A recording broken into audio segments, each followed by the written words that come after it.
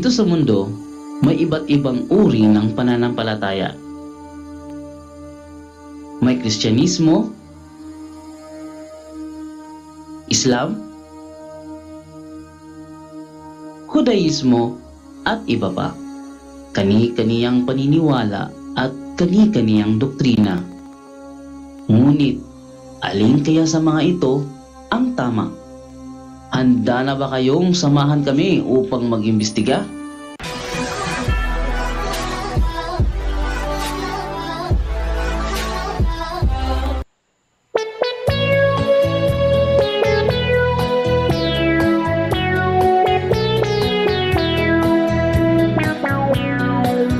Inihahandog sa inyo ng punto por punto ang programang Doktrinal Talakayan. Ito ang programa kung saan papasukin natin ang pinakaloob-looban ng isang doktrina o paniniwala kung ito ba ay mali o tama. Doktrinal Talakayan. Tara na't mag-imbestiga. Bahan, mga doktrina para sa kaligtasan.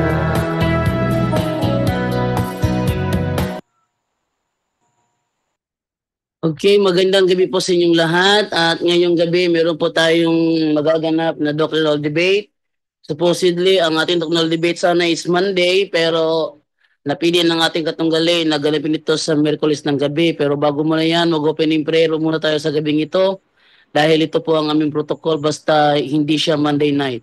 Okay, so opening prayer po muna tayo sa ngalan ng Ama, ng Anak at ng Espiritu Santo. Amen. Halina, Espiritu Santo.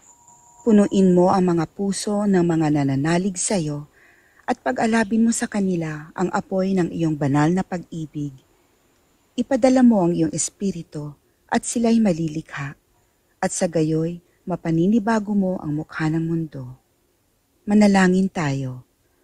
O Diyos na sa liwanag ng Espiritu Santo ay tinuruan ng mga puso ng mga mananampalataya, ipagkaloob mo na sa pamamagitan din ng Espiritu Santo ay ibigin namin kung ano ang wasto at makatarungan at sa tuwinay magalak sa kanyang pagkilos na nakapagdudulot ng ginhawa sa aming loob. Sa pamamagitan ni Kristo na aming Panginoon. Amen. Sa ngalan ng Ama, ng Anak at ng Espiritu Santo. Amen. Okay, so off ko muna yung desktop audio. Dahil yung desktop ko yung dito sa microphone natin para marinig ni Brother Ruben Aquilada. Okay, so bago tayo magsimula sa ating greetings na lang muna tayo. Huwag muna tayo mag-gospel ngayon dahil may debating mangyayari. Atin mo nang unahin sa greetings si Brother Romel Palma from Iloilo. Brother Romel Palma, good evening. Alright, ayan. So, isang pinagpalang umaga, hapon, tanghali at gabi po no, sa lahat ng mga kapatid natin dyan na nakatune in, nakatutok at nakasubaybay sa ating programa. So, shout out po no, sa lahat po na nakatune in ngayon sa ating YouTube channel, sa ating Facebook page, so saan po kayo ngayon nakatune in. So, hindi na po ako muna mag-mention sapagkat ito ay napakagandang ating pong inaabangan na debate, Brother Jando at saka yung ating pong kaibigan na isang SDA. Sana po mga kapatid, mga kaibigan, ipagpanalangin po natin ang katiwasayan ng pagdedebating ito. I hope na magkaroon po tayo ng learnings sa gabing ito. Sa Diyos ang lahat ng papuri. Back to you, Brother Jando. Okay, tinan mo ibigay naman sa ating isa pang kasamahan naman from South Korea, Brother Junre, good evening.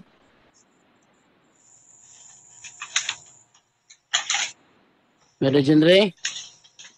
Wait lang ha, naka-off si Brother Junre pero may maingay sa background.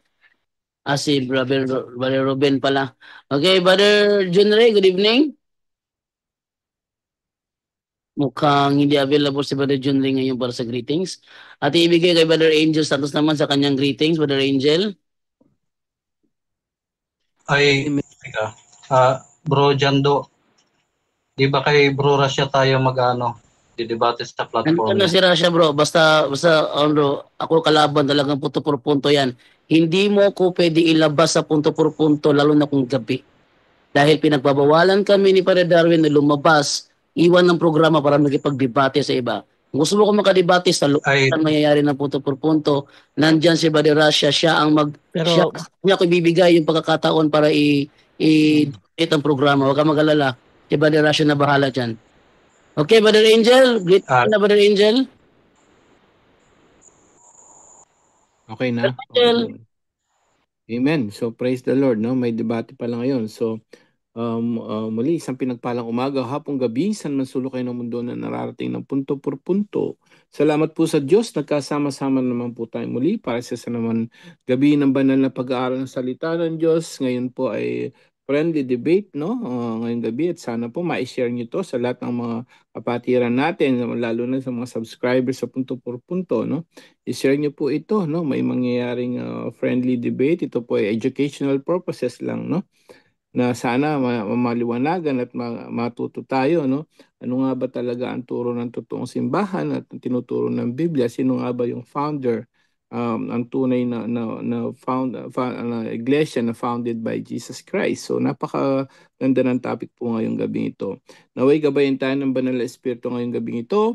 To God be the glory. Salamat po. Back to you, Bro John Doe. Sige, pasensya ka na muna, Brother Angela. Wala muna tayong gospel ngayon. Yun ay dahil sa pinili na ikatunggali na ganapin ang debate sa Wednesday. Supposedly dapat Monday ito. Para Monday, walang live program ng punto por punto. Doon gaganapin ang debate. Pero pinili ng Wednesday. So, wala muna tayong gospel ngayong gabi. At dahil tapos na po ang greetings ang iba. Brother John Ray, andyan ka na para sa greetings mo? Wala pa rin si Brother John Ray. So atin na ibigay ngayon kay Brother Russia. Brother Russia, ikaw na bahala. okay.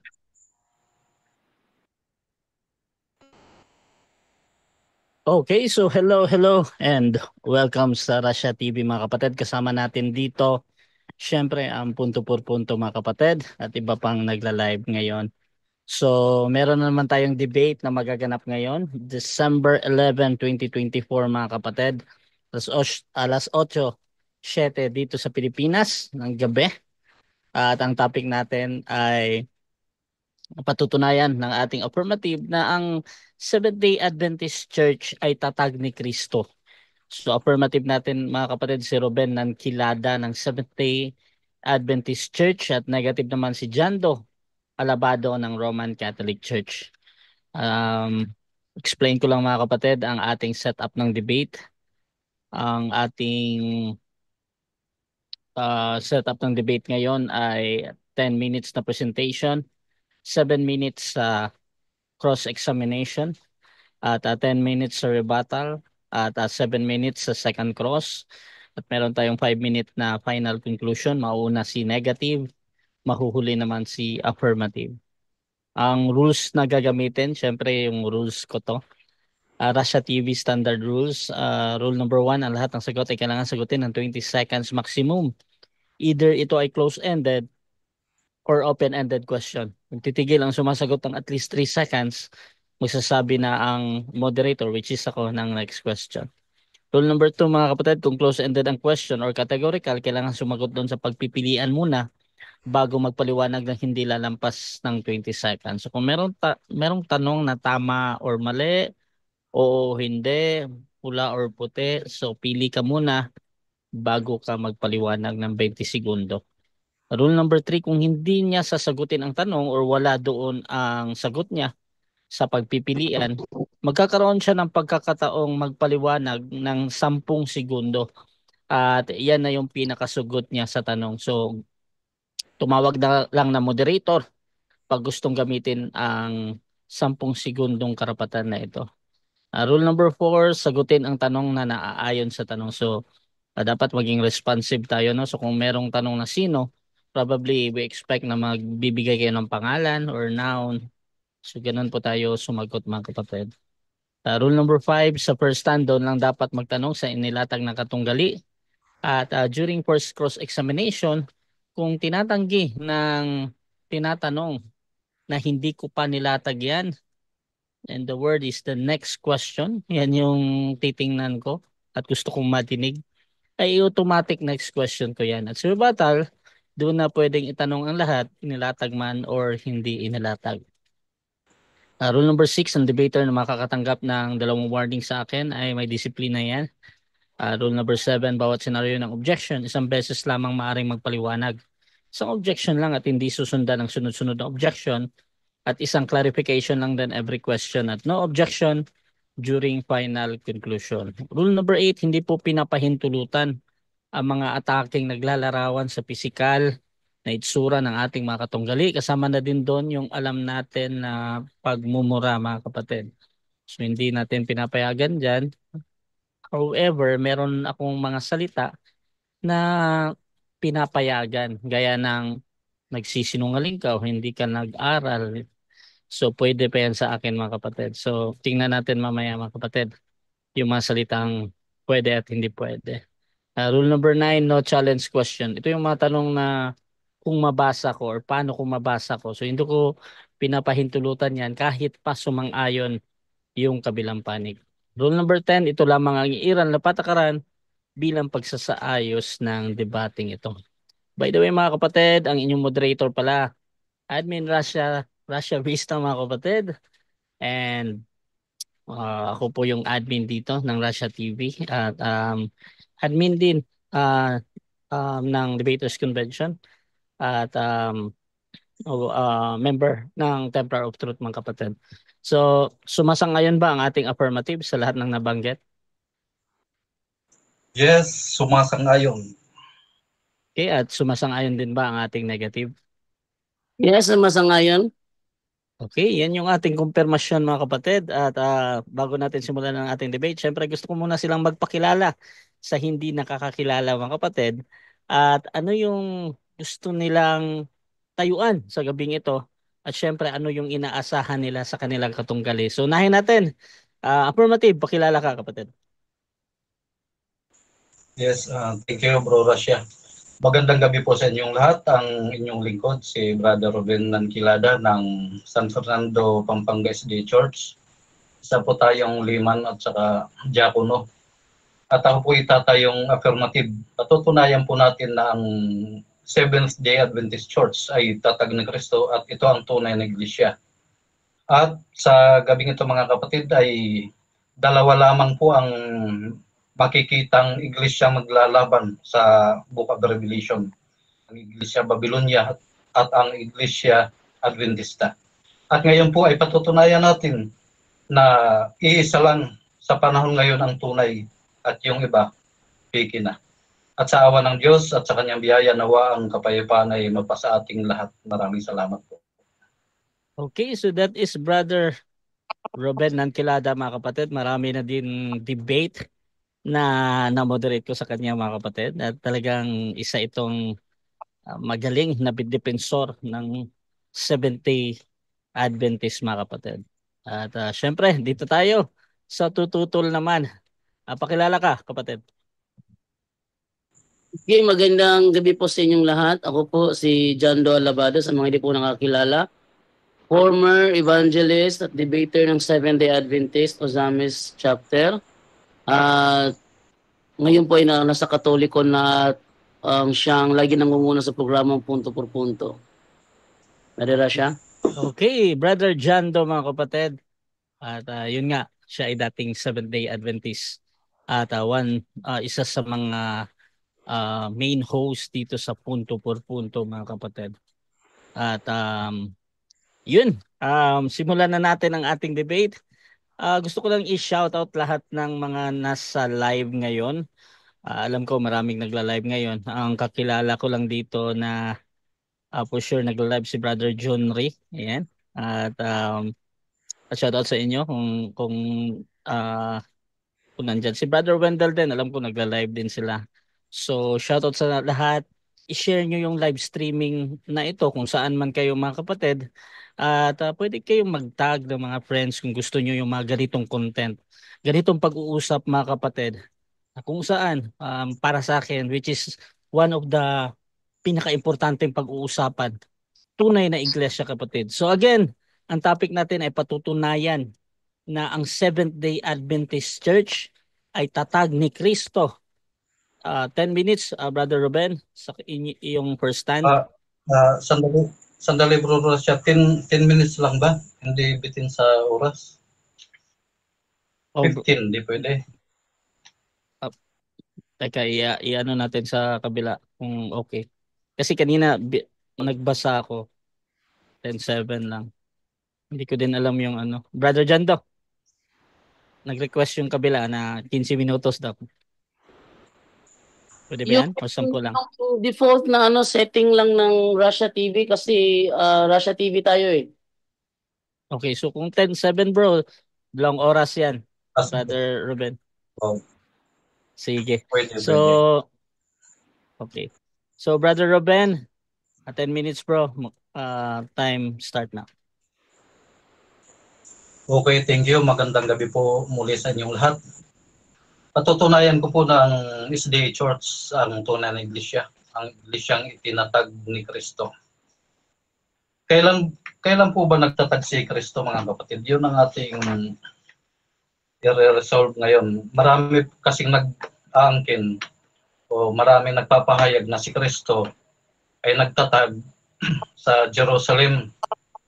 Basahin natin itong Matthew 16:17 to 19 dito sa ESND na salin. Pinakamalapit sa Greek ito. Sabi dito.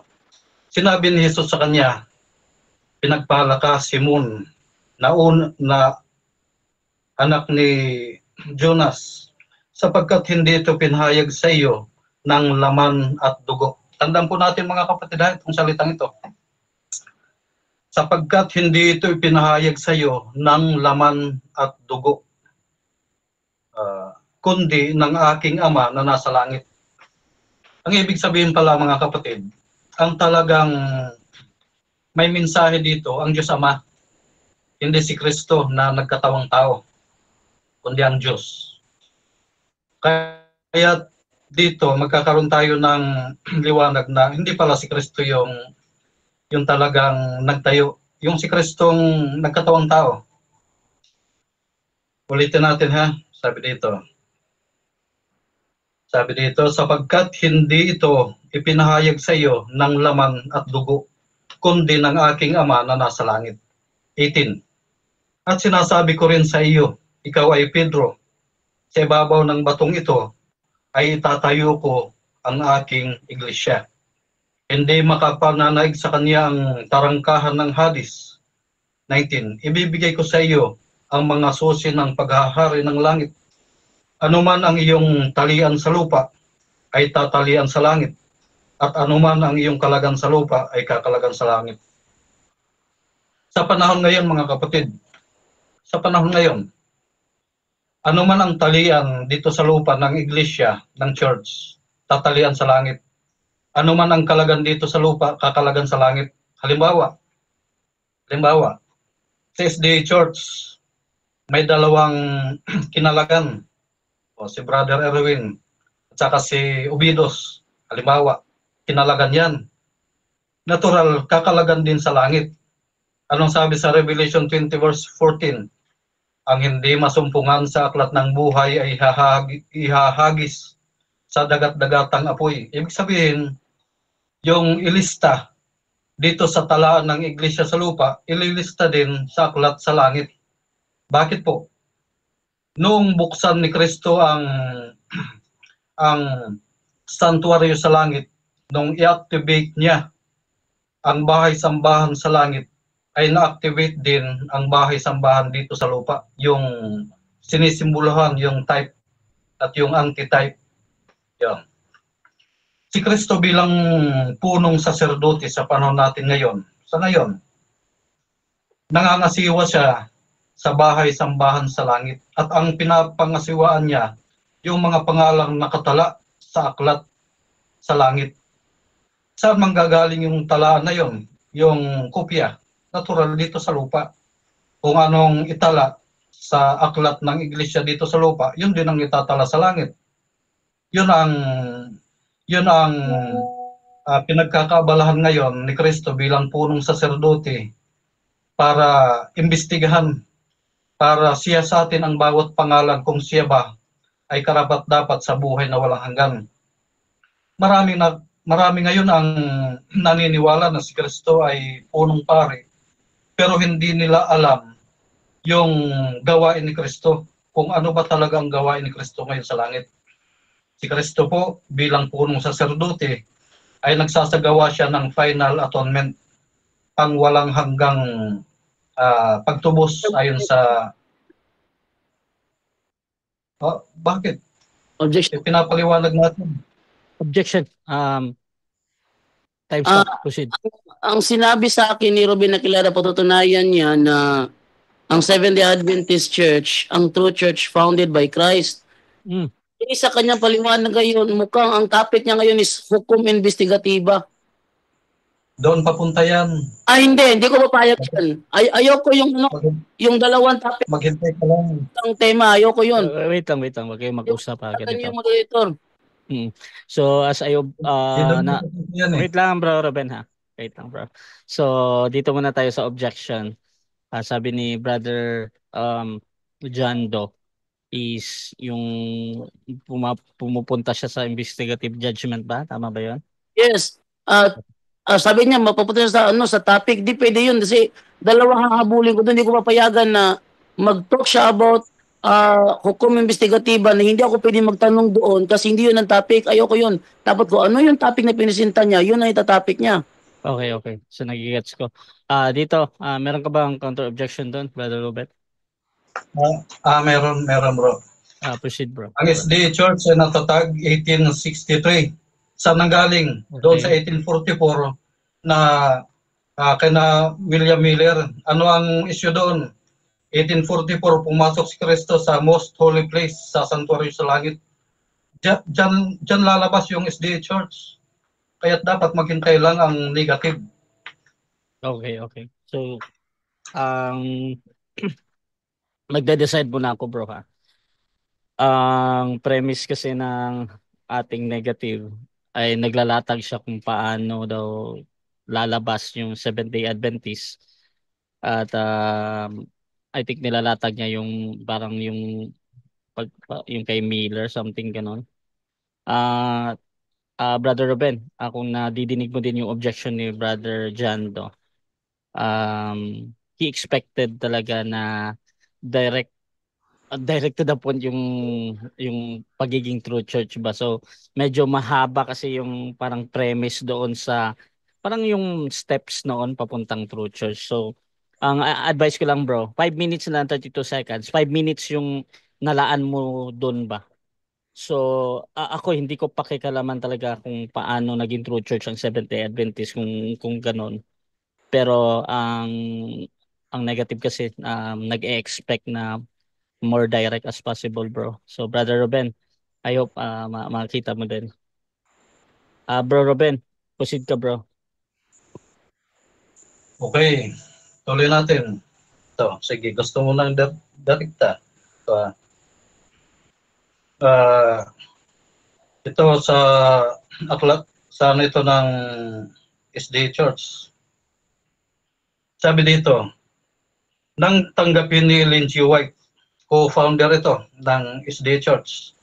Nang tanggapin ni Ellen G. White ang kaniyang ikalawang pangitay noong December 1844, sinabi sa kanya na dapat siyang humayo at sabihin sa iba ang ipinakita sa kanya. Ilang araw siyang nanalangin na alisin sa kaniyang pasaning ito, subalit ang tinig ng anghel ay patuloy niyang naririnig. Ipaalam mo sa iba ang ipinakita ko sa iyo. Yung mga ipinakita ng anghel kay Ellen G. White ayon sa history ng SDA Church ay ang pagtatatag, isa dyan ang pagtatatag ng SDA Church. Kaya't noong 1845 si Ellen G. White, si Ellen Harmon kasama ng kanyang kapatid na si Sarah o iba pang mga kaibigan ay dumalaw sa dating Millerites sa Maine, New Hampshire, Massachusetts na mga nakaranas ng matinding kabiguan noong October 22, 1844. Yan. Ano pang sabi dito? Nagsimulang maglakbay kasama niya at ng kanyang kaibigan si James White at mga kasama noong 1846 sina James White at Ellen ay kinasal. Kaya nagtuloy-tuloy yan, yung history na yan, 1863 na itayo ang SDA Church ayon sa kanyang pangitain, ayon sa gabay ng anghel sa kanyang pangitain. Saan nagsimula? 1844, mula doon sa Millerites movement.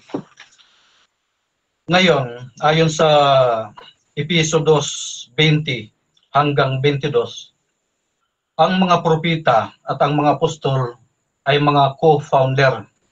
Co-founder yan, mga kapatid, ha? Tandaan natin. Kaya't maliwanag na itong si Ellen G. White ay legit na co-founder ng church. Last 3 minutes. Yung Ignition na labi. Okay. At sa Episo 2:11, si Kristo ay naglagay sa iglesia ng propita. Kaya't ang SDA Church ay may propita at ang propitang ito, si Ellen G. White, ay co-founder ni Kristo. Mga tagapagtayo. Ang mga apostol ay mga tagapagtayo din. Danan yan.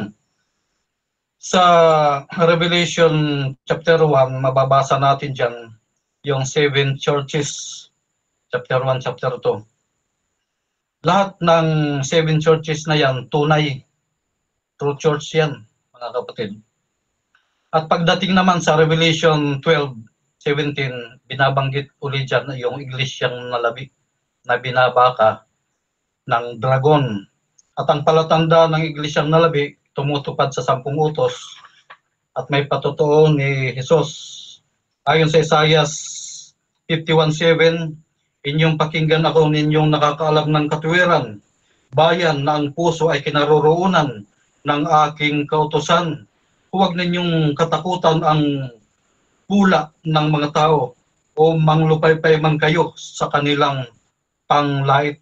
Nilalait po ng mga tao ngayon yung Seventh Day Adventist Church. Tatag daw ng babae, natatag sa Amerika. Natural na sa history yan. Yung prophetic history ng Millerites, nakatalayan sa Revelation 10, yung pagkabigo, nakatalayan. Kaya't ang Seventh Day Adventist Church ay ito yung iglesyang hinulaan na matatatag. Kaya't natatag, nahulaan ito sa Revelation. At sa Revelation, dalawa lang ang iglesyang naglalaban dyan. Yung ibang iglesia, mga That's 1 minute. protestante, mga salimpusa lang yan, under yan ng Katoliko. Dalawa lang, SDA Church at Catholic Church. Babylonia at ang tunay na iglesia. Yan lang ang iglesia sa Revelation na naglalaban. Kaya't maliwanag ng iglesia Adventista o naghihintay sa pagdating ni Kristo, tatag ni Kristo, nanghahawakan sa kautusan ng Diyos. So, ang iglesyang ayaw sa kautusan ng Diyos, hindi yan tatag ni Kristo. Maliwanag yan. So, sinong may tatag? Yung dragon. Natural yan. Si Satanas sa nagtayo ng reliyon doon sa Roma. Naroon yung kanyang trono sa Roma ayon sa Revelation 2:9 kung hindi ako nagkakamali. Kaya't maliwanag mga kapatid. Hindi lang tayo nabigyan ng naputol yung natin kanina, yung eschatology natin kanina. Tuloy-tuloy yan, nasa sa prophetic timeline yan eh. Mula sa pagpasok ni Kristo sa most holy place sa kabanal-banalang dako, na-activate yung time. Yung inaaninuhan ng iglesia sa langit. Time na bro. Iglesia dito sa lupa. Thank you. Okay, so dyan nagtatapos mga kapatid ang unang pahayag ng ating affirmative. Brother Ruben Nankilada ng Seventh Day Adventist. At dako tayo sa 7 minutes ng unang pagtatanong ni Brother Jando ng Roman Catholic Church. Your time start now, bro. Okay, unang tanong. Inamin mo ngayon lang, narinig ko, 1863 na itayo ang SDA Church. Tama ba yon? Yes, tama. Ayon sa history. Nung itinayo siya noong 1863, saan siya itinayo? Una sa Battle Creek, sa Amerika. Battle Creek, Michigan, USA. Okay. Kailan nagpunta si Kristo sa Battle Creek, Michigan, USA para itatagang SDA? 10 minutes, Bro Russia. 10 seconds, proceed. 10 seconds.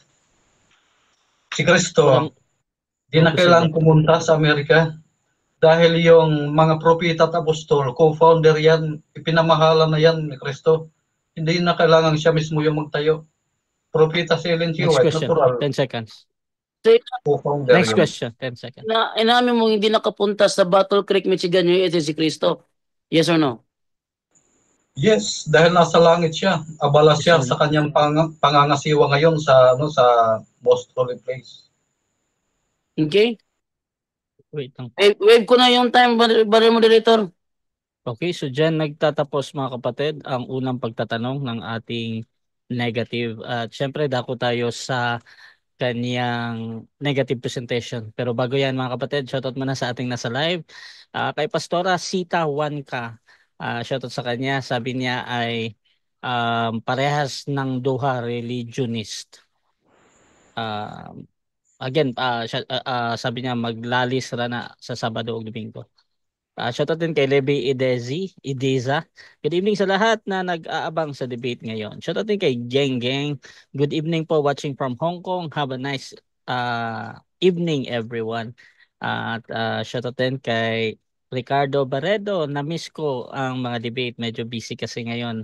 Mga veterano pala ang maglalaban ngayon. Shoutout din dito mga kapatid kay Jay Anuebas. Simula pa lang sa limuang na. At Liluch Labena. Loida Inaguas, wala kilati ang SDA. Wala talaga siyang factual evidence. At shoutout din kay Leloch Labena. Shoutout Kuya Ruben ni Israel. Shoutout din kay AI Askura. Wag mong dagdagan ang nakasulat na kautusan. Wala namang 10C dyan. Shoutout din kay Monsi Yohi. Nalabi sa ilang lagi rason nga SDA na debatista. Paano nalabi sa ilang never naging ilang ang USA? The summoners of wars, pwede USA ang nalabi talaga doon. So din kay Alex Hakim, dapat ang debate ninyo kung nagsasabi ba si history ng totoo na never nag-exist ang Jesus name before 1524. Yeah. At sabi din dito ni Willie Cruz, ayos. At kay John Bugiman, sabi niya, baga ug nawong aning tinukod ug afam oy.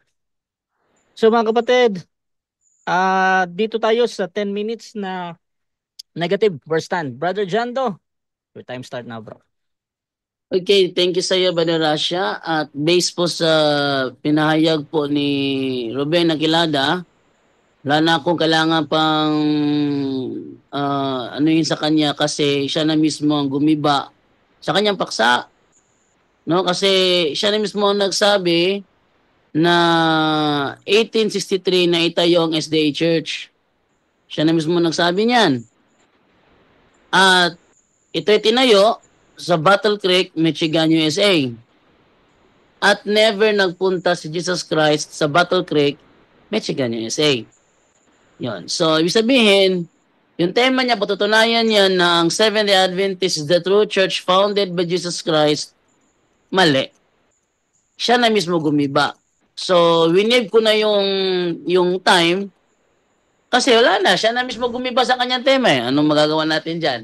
So, ako na lang, magtinig naman ako ngayon ng aking negative stand. Actually, hindi na kailangan na tindigan ko pa ito kasi panalo na panalo na ako eh. Inamin na niya, wala na, no? So, kung ano may tanong niya sa akin mamaya, ang tawag na lang sa akin doon, bulaklak na lang sa akin yon. Bulaklak na lang kasi inamin na niya eh. Okay, ito tayo ngayon sa history ng Seventh-day Adventist Church. Ang kukunin kong reference dito is yung Wikipedia. Sabi dito, the Seventh-day Adventist Church is the largest of several Adventist groups which arose from the Millerite movement of the 1840s in upstate New York. So sila ay nagsilabasan lang sa Millerites. Inaamin naman niya ng kanilang Alpha and Omega. They see themselves, Seventh-day Adventists, they see themselves as the continuators of the Millerite heritage. So inaamin nila. Sila ay continuators of the Millerite heritage. So talagang sila ay lumabas galing kay William Miller. Hindi naman tinatanggi yan ng ating mga kaibigan sa sa kanilang statement. Actually, kung panunuorin po natin yung binanggit po ng kanilang kasama na si Johnson Amica, inaman naman niya, before 1863, wala pang Seventh-day Adventist Church. Narito, panoorin natin. Bago yung 1863, meron ng Adventist. Adventist. Pero walang Seventh-day Adventist. Kaya maganda na nalilinaw rin yan. Kasi sa history, ang grupo ni William Miller, Pastor, ay tinawag na Adventist. Advent movement. Kaya ang akala naman ng iba, porket merong Advent, Seventh-day Adventist na. So hindi po. Ang Seventh-day Adventist ay noong 1863. Yun. So inaamin ng kanyang kasamahan mismo na ang Seventh-day Adventist wala pa before 1863. Wala pa. So lumitaw lang siya 1863. 1844 from the group of William Miller pagkatapos nung The Great Disappointment. At ang founder ng naturang iglesia, wala naman sinasabing si Jesus Christ ay founder. Katunayan, sabi ng kanilang pastor mismo, si Ellen G. White is one of the founders. Talagang nagtatag. Yan. Kailan ba nagsimula ang Seventh-day Adventist? At anong pagkakaiba niya sa Adventist?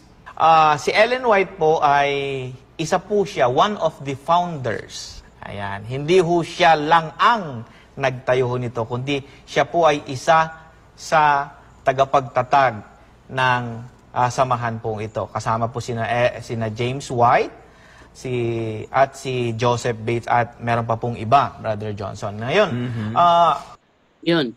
So inaamin lang kanilang mismong mga kasamahan na ang Seventh-day Adventist lumitaw lang noong 1863 at before 1863 wala pang Seventh-day Adventist. At meron pa tayong may pakita itong referensya kung sino ang mga nagtatag ng Seventh-day Adventist. Dito tayo sa ating kukuha natin yung librong Unanswerable Answers by Manuel Duitao. Ang sabi ganito. Yan. Ito tayo sa tanong dito. This question is properly of the Seventh-day Adventist. This Christian group was a split from the Millerites or a group founded by William Miller somewhere in 1830.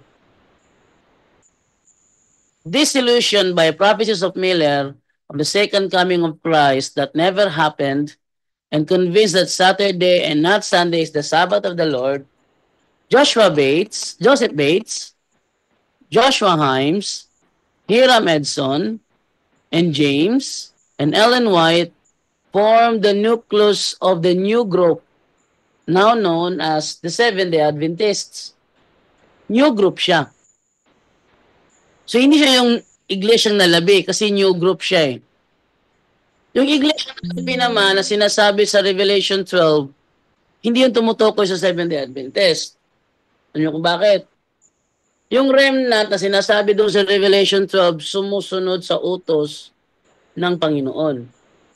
Ang Seventh-day Adventist, araw-araw nilalabag ang Exodo 20:16. Ano sabi sa Santiago 2:10? Kapag nilabag ang isang bahagi ng kautusan, nilalabag mo ang kabuuan. Mas maganda natin ipakita ang naturang talata kasi ito yung ginagamit ng mga Seventh-day Adventist para wag mong iwasan yung Sabat. Pero nagagamit ito laban sa kanila. Sabi Santiago 2:10, ito, ang lumalabag sa isang utos, kahit tumutupad sa iba pa, ay lumalabag sa buong kautusan. Araw-araw nilalabag ng mga Seventh-day Adventist ang Exodo 20, verse 16. Huwag kang sasaksi ng walang katotohanan laban sa iyong kapwa. Lahat ng Seventh-day Adventist, lagi sinasabi, ang Roman Catholic Church was founded by Emperor Constantine.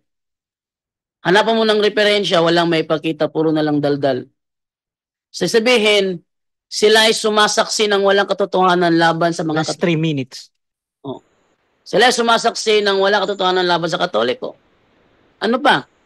Sinasabi ng mga Seventh-day Adventists na yung 666 sa Revelation 13:18 ay ang Santo Papa.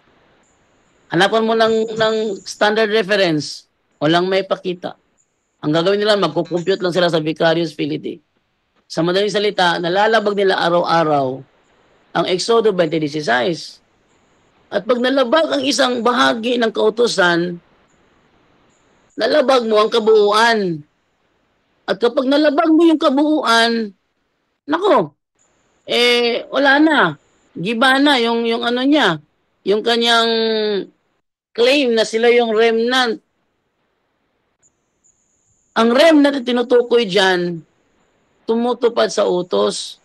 Ang Seventh-day Adventist araw-araw lumalabag, so hindi sila yan.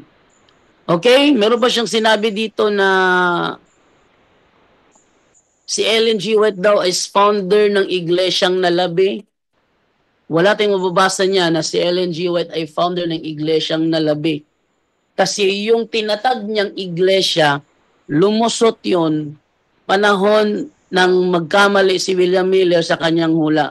Katunayan, ayon sa kanilang history dito sa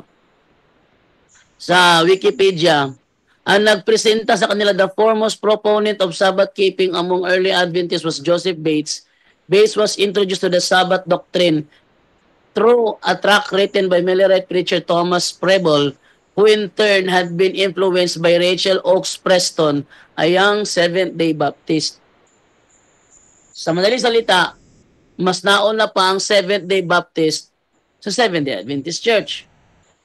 Nauna pa sa Sabbath keeping ang Seventh-day Baptist. Last 1 minute. Bago nag-Sabbath keeping ang Seventh-day Adventist Church.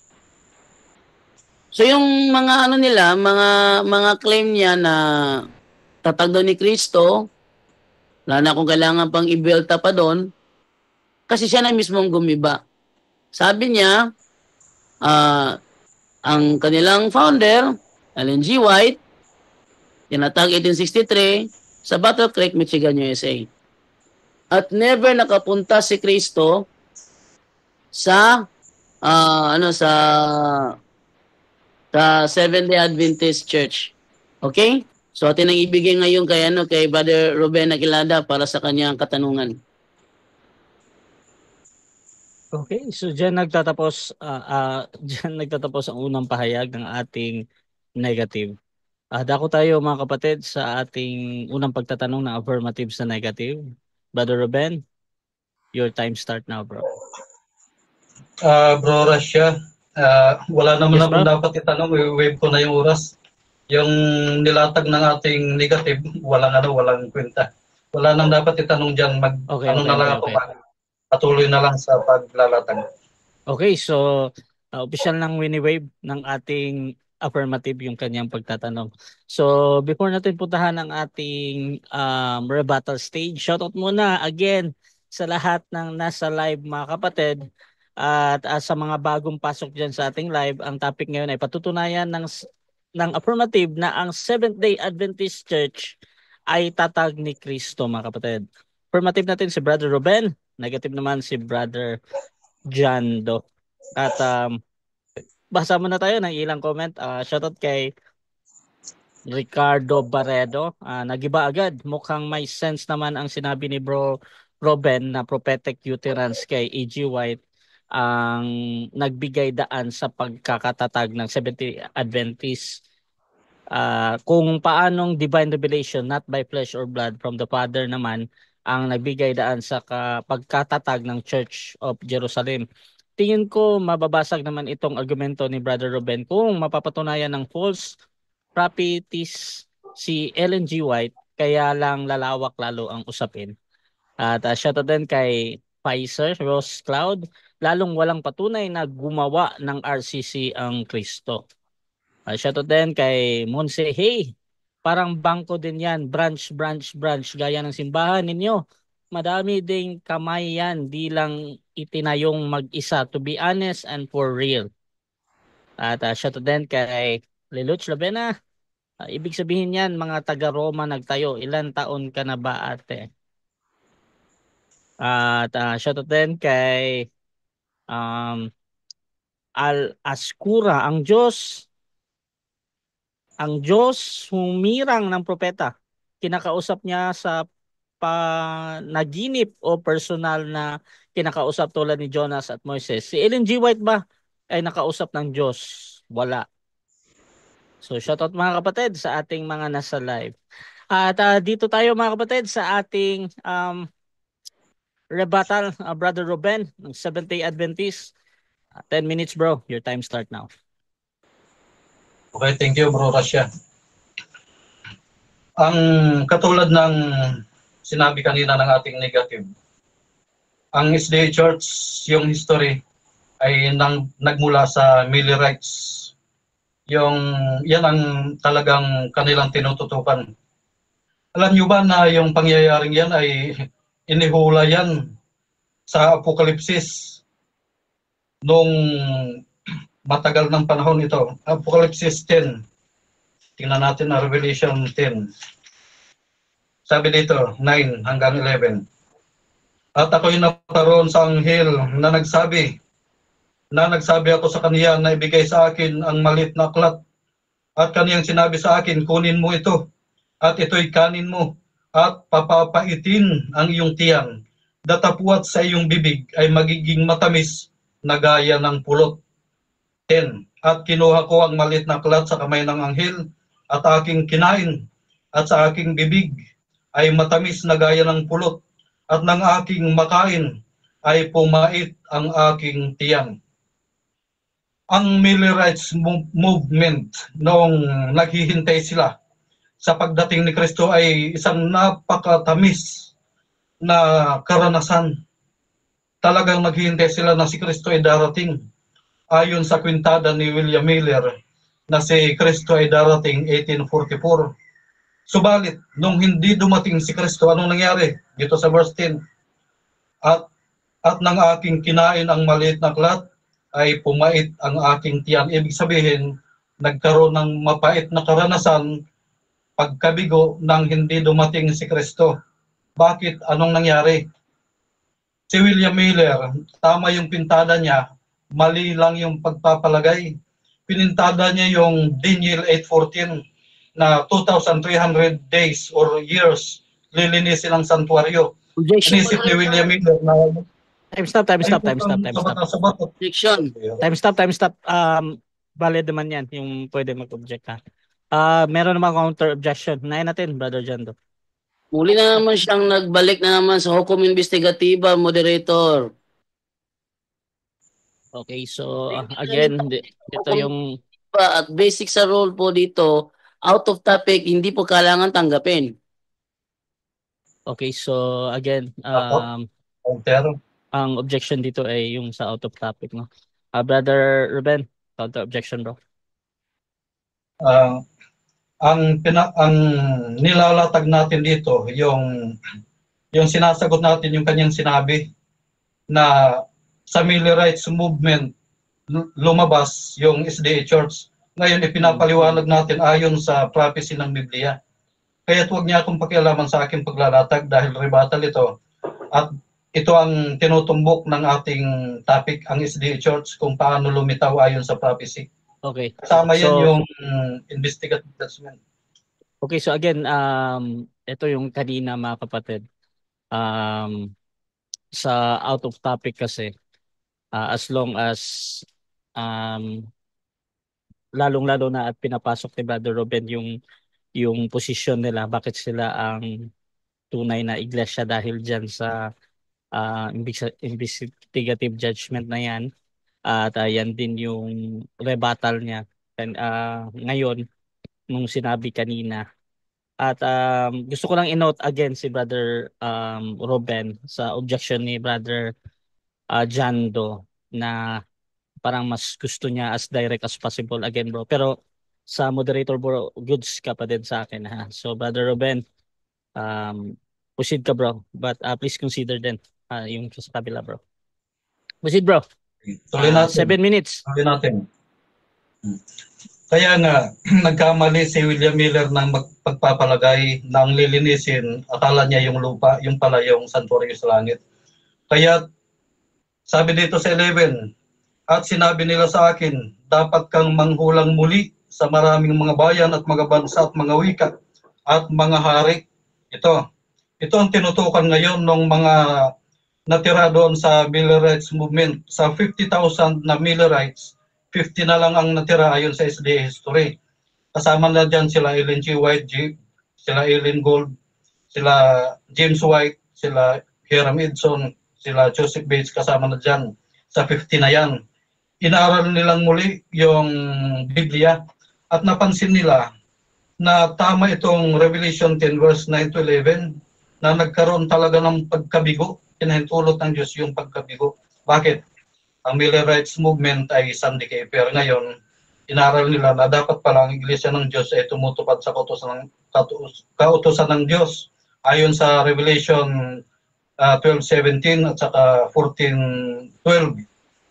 Kaya nagkaroon ng pagpupulong at naitatag ang SDA Church bilang isang samahan.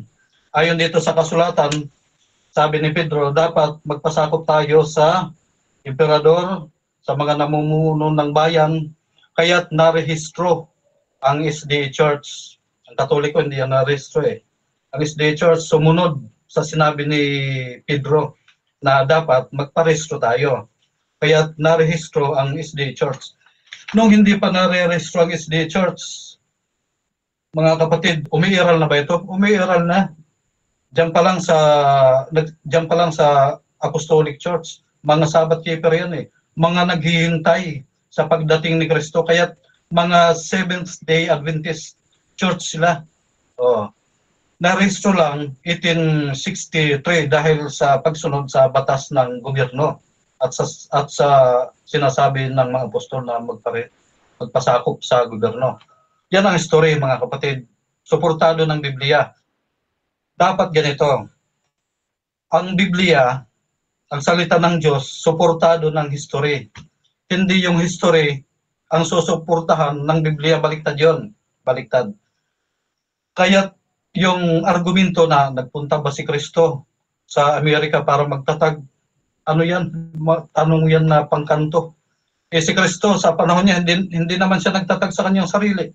Kaya nga sabi niya sa Mateo 16:17-19, hindi itong laman at buto ang nagsasalita na magtatayo, kundi ang Diyos. Kaya nga tinawag na Iglesia ng Diyos eh. Iglesia ng Diyos kay Kristo Jesus eh. Si Kristo yung founder, batong panulok, ang mga propita at apostol, ang co-founder. Kaya si Ellen G. White bilang propita, co-founder siya, legit siya, mga kapatid. O sino nagtayo ng Katoliko? Di walang masabi. O sino? Mga papa, natural yan.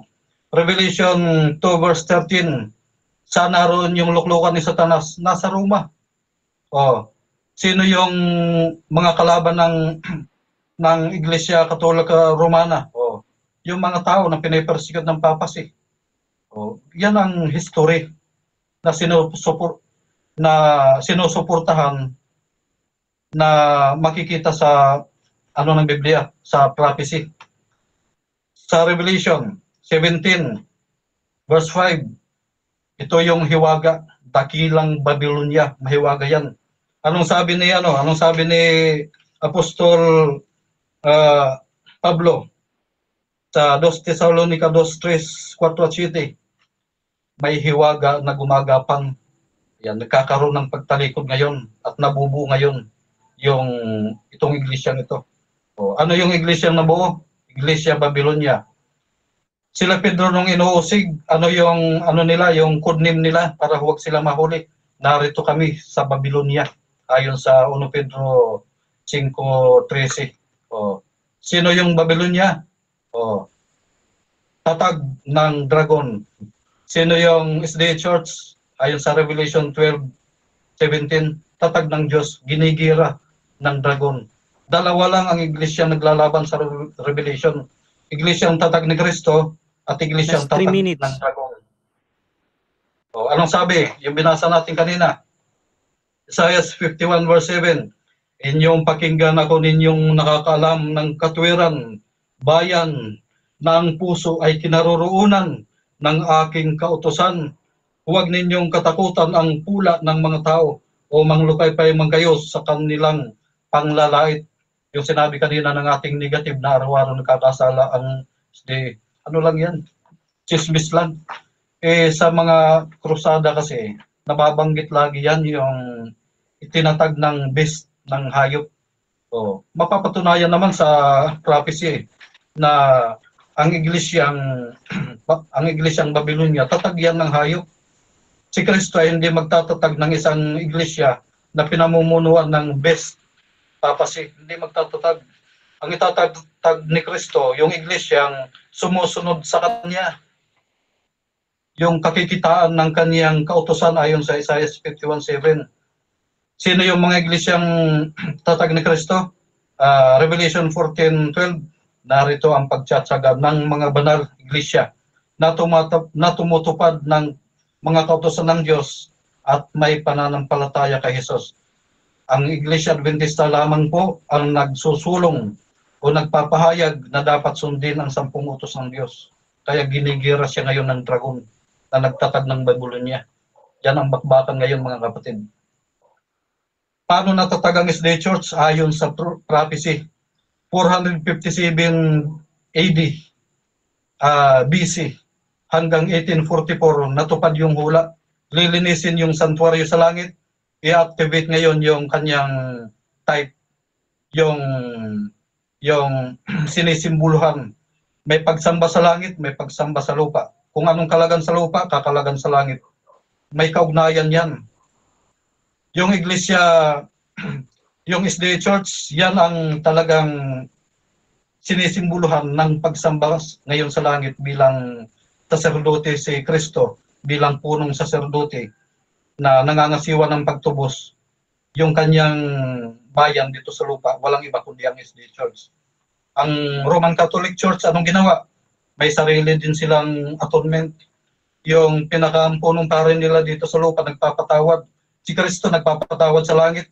Yung punong pare dito sa lupa ng RCC nagpapatawad. Kaya ano yan? Kinukontra. Nilalabanan yung atonement na ginagawa ng high priest sa langit ng high priest dito sa lupa ng Iglesia Katolika na nagsasabi sila daw yung tunay. Di ba maliwanag, mga kapatid? Time. Isa lang yung tunay sa panahon ngayon. Time. Ang Espiritus. Okay, so dyan nagtatapos ang rebuttal ng ating affirmative at dako tayo sa second cross ng ating negative. Brother John Doe ng Roman Catholic Church, your time start na.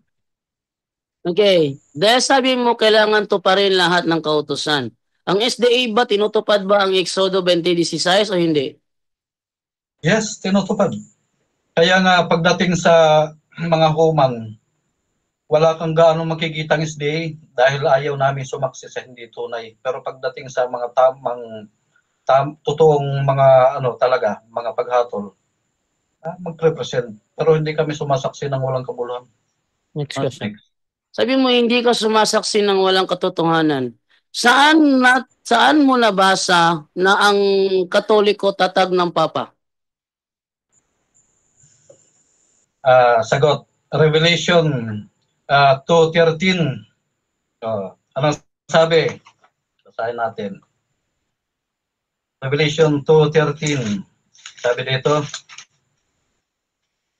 nalalaman ko kung saan ka tumatahan sa makatuwid bagay sa kinaroroonan ng luklukan ni Satanas, na iniingatan mong matibay ang aking pangalan na hindi mo kinailang aking pananampalataya. Next question. Binasa ko ang 2:13. Bakit walang nabasa dito na ang Papa ang nagtayo ng Iglesia Katolika? Ito, narito sa kasunod. Tuloy natin basa. Kahit na mga araw man ni Antipas, na aking saksi, aking taong tapat na pinatay sa gitna ninyo na tinatahanan ni Satanas. Moderator. Sino yung Antipas? Objection, moderator. Time stop, objection. Napakalinaw ng aking tanong. Sabi niya nasa Revelation 2:13 daw. Bakit wala sa 2:13? Sabi niya nasa 2:14. Ito ng 2:14 sa screen. Bakit wala dyan ang sabi niya na ang Papa nagtayo ng Iglesia Katolika? Ba't wala dyan? Okay, so ang objection dito, Hindi siya wait, responsive, wait Moderator. lang ba? Ang aking objection, hindi siya responsive sa aking tanong. Okay, so ang objection dito yung sa tingin ng kabilang panig na hindi siya responsive, no, sa question na bakit wala daw doon. So, Brother Ruben, counter objection, bro. Counter. Ang ating negative, ayaw itong 13. Hindi naman ako nagtutukoy ng 14. 13, ito. Sabi dito, may binabanggit dito na antipas, yung original original na Greek nito, anti-papacy. Okay. Ariyan sa luklukan ni Satanas. Okay, bro. So, ganito, bro. Okay na yan, bro. Naiintindihan ko. So, ganito, bro. Ang question dito, bakit? So, naghahanap ito ng reason. Ngayon, any reason ay tatanggapin ko. Either ito ay totoo or hindi, ha, sa kabilang panig. So, ipaulit ko lang yung tanong na bakit daw wala doon. Brother Ruben, 20 seconds, bro. I think ready ka namang sumagot doon. Proceed ka, bro. Okay. Sagot. Nariyan, binabanggit dyan yung antipas. Ibig sabihin, anti-papacy. Yung pinagpapapatay noon kung saan naroon yung luklukan ni Satanas. Saan yung luklukan ni Satanas? Nasa Babylon. Saan naroon sila Pedro? Nasa Babylon. Ano yung Babylon? Roma. Vatican. Next question. Maliwanag yan na tatag ng papacy yung Next question. Roman Catholic Church. Ang sabi mo yung antipas dito sa Greek is anti-papacy? Saan Greek mo nabasa na ang antipas sa Revelation 2:30 is anti-papacy? Diyan kinuha yung anti-papacy, antipas. Hindi yan isang tao, maraming tao yan. Sila yung mga lumalaban sa papacy, yung pinipersecute, kaya tinawag na antipas. Grupo yan. Sa Revelation kasi, pag nagbanggit, ano yan prophecy yan Antipas, anti-papacy. Okay. Bakit sinasabi dito sa Strong Dictionary na yung antipas sa Revelation 2:13 is a Christian martyr of Pergamum? Ba't sa iyo iba yung paliwanag mo sa talagang konteksto ng talata? Tama yan, yung sinasabi dyan. Tama yan. Christian group. Sino yung Pergamo? Kalagayan yan. Time stop. Walang sinasabing group dito. Ang tanong ko sa kanya, sabi niya kasi, ang antipas sa Greek daw is anti-papacy. Ngayon, yung antipas pala, isa palang tao yan, isang Christian martyr pala si Antipas, isang tao. Yung Antipas, pangalan ng tao yung Antipas, moderator. Pangalan ng tao. Martyr of sa lugar na Pergamo. Anong objection ba dyan? Ang objection mo sa kanya, nasaan dito sinasabi niya na ang Greek ng Antipas is anti-papacy? Kasi dito kasi, ito pala yung pangalan ng isang tao. Okay, so nasaan yung hinahanap mo, yung sinasabi niya na anti-papacy? Brother Ruben, meron ka bang counter objection doon bago ako hahatol? Ang ating negative, ayaw niyang tanggapin na yung martyr na binabanggit dyan, group of Christian yan, hindi yan isang tao. Wala kang makikita sa history na mayroong isang tao na si Antipas, nag-iisang tao. Group of people yan, mga Kristiyano yan na martyr. Okay. Nagpapatay ng tao. Okay. So ganito mga kapatid again, ang moderator hindi judge dito mga kapatid. So either nagsasabi ng totoo si Brother Ruben or nagsisinungaling siya.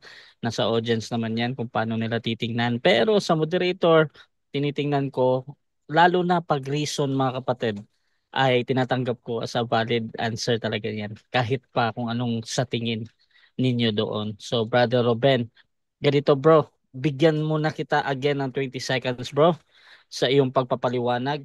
At ang tanong ulit ay yung bakit. Proceed bro. Okay, ang tanong bakit wala? Natural yung ating negative bulag yan, hindi yan nakakaintindi ng prophecy.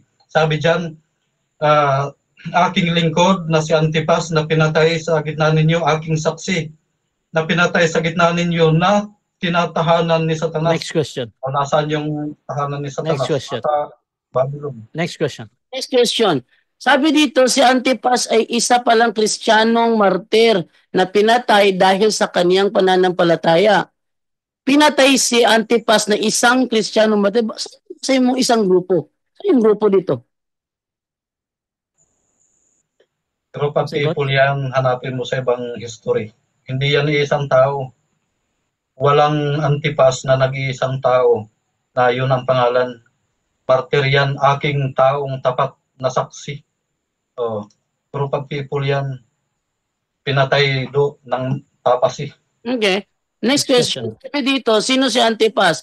Isang martir ng pananampalataya. Ayon sa talata, si Antipas ay tinawag na aking tapat na saksi. Isang parangal na ginamit din kay Jesus sa pahayag 1:5. Sinasabing siya ay nag-alay ng kanyang buhay dahil sa kanyang hindi matinong na pananampalataya kay Kristo sa isang lugar na inilalarawan bilang tirahan ni Satanas. Sang-ayon ka ba dito na si Antipas pala ay pinatay sa lugar na tinatawag na tirahan ni Satanas? Yes or no? Yes, yung tirahan ni Satanas, yung Babylon, yung Roma, yun ang tirahan ni Satanas. Nandun din sila, Apostol Pedro noon, nagtatago sila.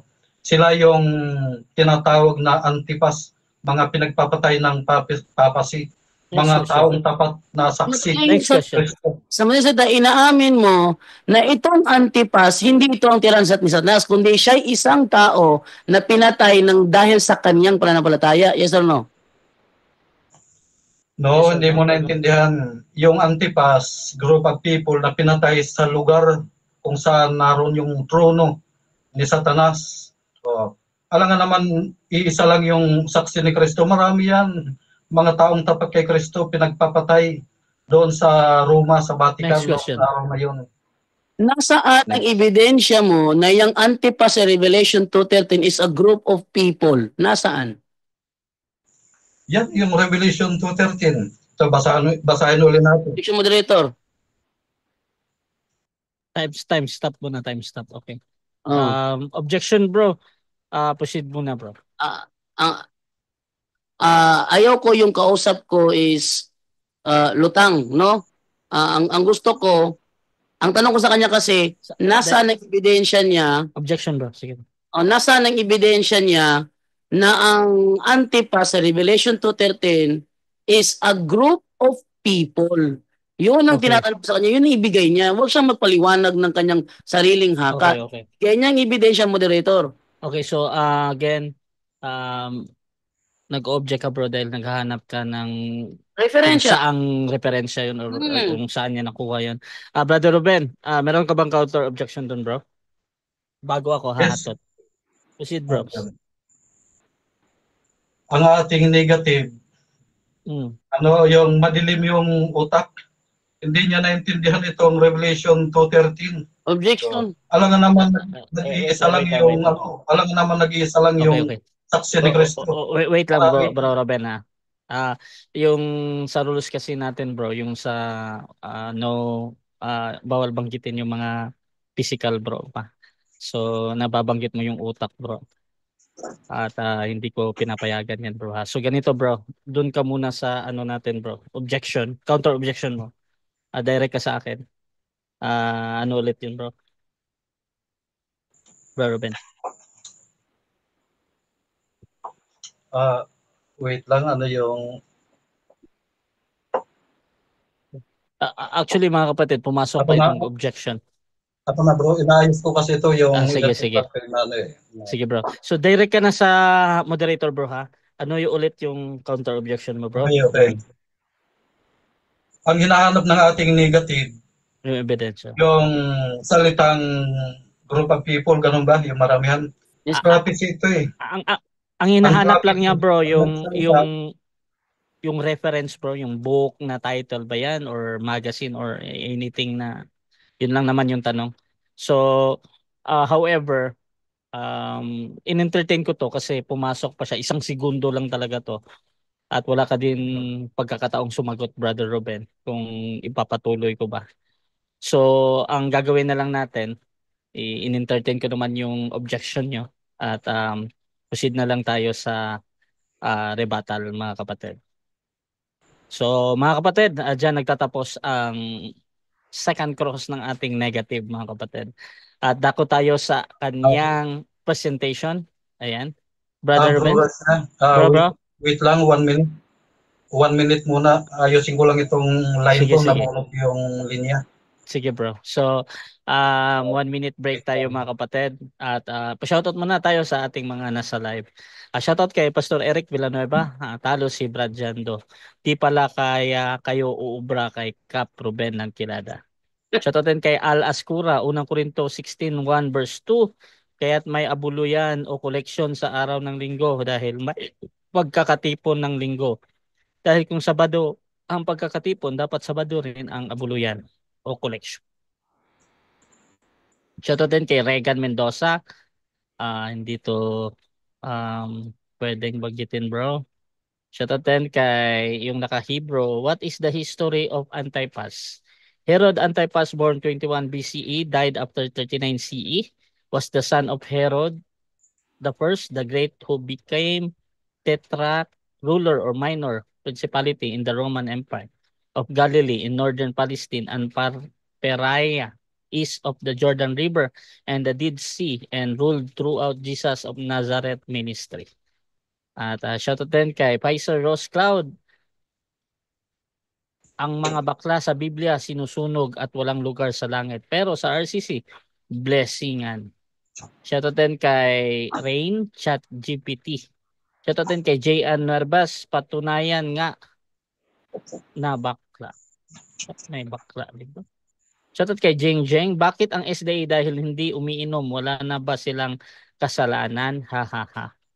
Shoutout din kay Loida Inaguas. Hindi sumusunod ang SDA. Sinabi ni Jesus walang marumi na pumapasok sa katawan ng tao. Sa SDA madumi pa rin ang pagkain. Brother Ruben, okay ka na bro? Okay na, okay na. Okay, so dako tayo sa rebuttal ng negative. Brother Jando ng Roman Catholic Church bilang negatibo sa ang SDA Church ay tatag ni Kristo. Your time start now.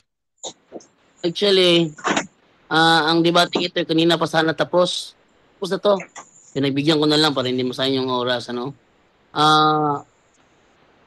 Unang-una, yung tema niya gibana. Kung saan sana napunta. Napunta Iglesia Katolika. Napunta sa Santo Papa. Napunta sa hukom investigatiba. Daming palpak, ano? Pero ang common denomination nito, giba na yung tema niya. Kasi hindi na siya nagtitindig ng kanyang tema. Lumiko na sa Katoliko, lumiko sa Roma, lumiko sa Santo Papa, kung saan na naliko. Siya ang affirmative dito. Ang rule niya sa affirmative is kailangan niya tindigin ang kanyang tema. Bagkus, binasura na niya. Binasura na niya ang kanyang tema. Yan niyo kung ano-ano mga kapanaginipan ng sinagsasabi nito. Sabi niya, yung Antipas daw sa Revelation 2:13 is a group of people. Hinanapan ko siya, saan mo referensya na basa na yung Antipas tinutukoy sa Revelation 2:13 is a group of people. Wala, ayaw niya kasing tanggapin. Kasi walang alam sa prophecy. Alam mo, trabaho ng propeta ang ng prophecy, magsalaysay ng prophecy. Once yung pagsalaysay mo ng prophecy, hindi tugma sa konteksto at realidad, bula ang propeta ka. Much better na lang na wag mong pag-aralan yung prophecy kung ipapaliwanag mo siya sa maling paraan. Yung Antipas na tinutukoy doon sa Revelation 2:13 is only referring to a single person. Single person. I-try nyo i-search ang mga referensya ninyo. Meron kayong Meta AI? Meron ba kayong ChatGPT, CC? Ano pang gamit ninyo? Itanong ninyo. Yung Antipas sa 2:13 ba is a group of people o isang tao lang? Ang sagot ng lahat ng yan, isang tao lang ang tinutukoy. Kasi kung tinan natin sa dito sa Greek dictionary, itong Antipas is a Christian martyr of Pergamum. Yung Pergamum, yun ang sinasabing pinatay sa tirahan ni Satanas. Ayan nyo, Antipas is traditionally understood to be a faithful Christian. Oh, faithful Christian siya. A Christiano Pergamum. Ano siya eh? Oh, a Christiano Pergamum. Ito ay sa Theos Greek Lexicon. A Christiano Pergamum who suffered martyrdom. Who suffered martyrdom. Anak pala ito siya ni Herod. Based doon sa nag-comment na binasa ni Baderasya, anak siya ni Herod. Eh kung itong si Antipas is referring to a group of people, eh ano naman ang nire-refer nung tatay niyang si Herod? Di ba? So matinding panaginip to. Ako'y nagkipagtalakayan sa dreamer. Sa isang dreamer. Tingnan niyo yung mga paliwanag niya, no? Papakita ko lang yung kanyang mga paliwanag, ha? Sabi niya, may bahay sambahan sa langit na activate daw. Activate daw. Walang isang ganyan. Na may sambahan sa langit na activate, tingnan niyo, ha? Ang kanilang pinagbabatayan kasi sa hukom investigatiba kasi, yung Hebrew chapter 9 verse 12. Ating basahin yung sinasabi sa Hebrew chapter 9 verse 12. Tingnan niyo, ha? Ito yung kanilang maling unawa dito eh. Tingnan nyo. Hebrew chapter 9 verse 12, sabi ganito. Minsan lamang pumasok si Kristo sa dakong kabanal-banalan at iyo'y sapat na. Ano daw? Minsan lamang pumasok, so isang beses lang siya pumasok doon. Sa katuruan ng Seventh-day Adventist, ang pagpasok ni Kristo doon sa taong 1844. Yun ang kanilang paliwanag doon sa kanilang investigative judgment. Tignan nyo, ha? At iyo'y sapat na. Yung pagsok niya doon, sapat na yon. Isang beses lang sapat na yon. Pero sa 1844 ba nangyari ang pagpasok niya? Tuloy natin. Hindi dugo ng mga kambing at guya ang kanyang inihandog, kundi ang sarili niyang dugo upang magkaroon tayo ng walang hanggang kaligtasan. So, si Kristo pumasok dito sa dakong kabanal-banalan na hindi gawa ng tao. Siya pumasok dito at inialay ang kanyang sariling dugo. Isang beses lang niya ito ginawa. At ang pag-aalay na ito ay para magkaroon tayo ng walang hanggang kaligtasan. Tanong, saan inialay ni Kristo ang kanyang dugo? Sa langit ba? Hindi ay. Inialay niya ang kanyang dugo doon sa Kalbaryo sa krus. Doon niya inialay ang kanyang dugo. Minsan lang niya gagawin yan. Isang beses lang niya gagawin yan. Ang pag-aalay ng kanyang dugo upang magkaroon tayo ng walang hanggang kaligtasan. Saan niya ginawa yun? Doon sa krus. Ang problema kasi, ang kanilang unawa dito sa dakong kabanal-banalan, ito ay sa langit, 1844. Lilito, 2 beses siya nag-alay ng dugo. Bakit? Nag-alay na siya ng dugo sa krus. Mag-aalay pa siya doon sa langit, 1844. Eh, yung pag-alay ng dugo sa krus? Kung yun ay hindi para magkaroon tayo ng walang hanggang kaligtasan, para saan yun? Kasi kailangan pa niyang ulitin doon sa langit. Kaya nga, eto, hukom investigatiba na ito eh. Hindi na ito yung true church na topic niya. Ang true church na topic niya, gibahan na. Kaya kung saan-saan na napunta. Tingnan nyo, ano pa sabi niya dito? Sabi niya dito, Protestant versus true church. Protestant versus true church. Kasi sa Revelation, naglalaban daw, Protestante daw, at ang tunay na iglesia. At sila ang tunay na iglesia at ang Protestante doon Babylonia. Wala naman akong tutol na ang Babylonia, Protestante yon. Kasi yun ang sinasabi ng kanilang libro sa Last Day Events. At ipakita ang kanilang aklat na Last Day Events. Ito ang sinasabi ng kanilang, at ipakita yung kanilang last day events. Nasaan ba yung last day events? Ito. Ipakita. Sabi ganito. Yan o? Oh. Ito sinasabi ng last day events. In 18th chapter of the Revelation, the people of God are called upon to come out of Babylon. Ang mga tao ng Panginoon ay palalabasin sa Babylon. According to the scripture, many of God's people must still be in Babylon. And in what religious bodies are the greater part of the followers of Christ now to be found? Without doubt, in the various churches professing the Protestant faith. So yung Babylon pala, protestante. At yan ang sabi niya kanina. Inamin niya kanina na ang Babylonia, yun ang protestante. At ang kalaban ng Babylonia o protestante, ang true church. At ang sinasabi niyang true church, yung Seventh-day Adventist. Kaso, yung kanilang objection, Mr. Moderator. Time stop, objection. Anong objection ng ating affirmative? Minamali po niya yung sinabi ko. Ang Babylon, ang Catholic Church, Okay. gaya ng sinasabi ng iba pang RCC apologists na yung Catholic Church ay Babylon, kung saan ginamit ni Pedro sa Pedro 5:13. Yun ang Babylon. Yung kanya naman, protestante daw. Minamali niya yung sinasabi. Okay, bro. Ililigaw niya. So yung nag-object ka dahil dun sa sinabi.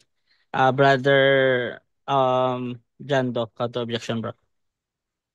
Hindi ko minamali ang sinasabi niya. Actually, ang ginagamit ko yung kanilang libro mismo, Last Day Events to. Hindi naman akin to eh. Okay. So ito, again mga kapatid, ang moderator ay hindi judge dito. At either nagsasabi si Brother Jando or nagsisinungaling Brother Ruben, ay tuloy-tuloy pa din siya, bro. So mamaya, bro, pwede mo siyang itanungin or ebat doon. Pero tuloy-tuloy pa din to. 1 minute and 18 seconds lang ito. Brother Jando, proceed ka, bro. Okay. Sinasabi na kanila last day events, and in what religious bodies are the greater part of the followers of Christ now to be found? Without doubt, in the various churches professing the Protestant faith. Ang sasabi, si Ellen G. White ang author nito, The Great Controversy, 383, 1911. Sinasabi niya na ang Babylonia pala protestante. Yan tanong, ang Seventh-day Adventist ba protestante? Eto, sa kanilang mismong libro, protest natin sa ating ano lang, sa ating na screenshot na lang tayo pupunta. Okay, no? Dito sa ating na screenshot pupunta, yung ang kanilang mismong ano nagsasabi na ang Babylon yon ang Seventh Day yung protestante, yung Seventh-day Adventist protestante siya. Ito, pakita ko, ito. Ayan, sinasabi ng kanilang libro mismo. Ayan. Ayan, the Seventh-day Adventist Church, one of the largest and fastest growing Protestant missionary organizations. Ito ay nasa kanilang 27 fundamental belief. Time. Seventh-day Adventist. Time. Okay, so dyan nagtatapos ang rebuttal ng ating negative. Dako tayo sa 7 minutes na second cross ng ating affirmative sa negative. Brother Ruben ng SDA, your time start now, bro. Thank you. Unang tanong, bro Jando. Alin sa paniniwala mo ang Babylon? Roman Catholic Church or Protestant Church? Alin dyan sa dalawa? Ayon sa inyong last day events, ang Babylon is Protestant. Yan ang sagot ko. Next question. Sunod na tanong.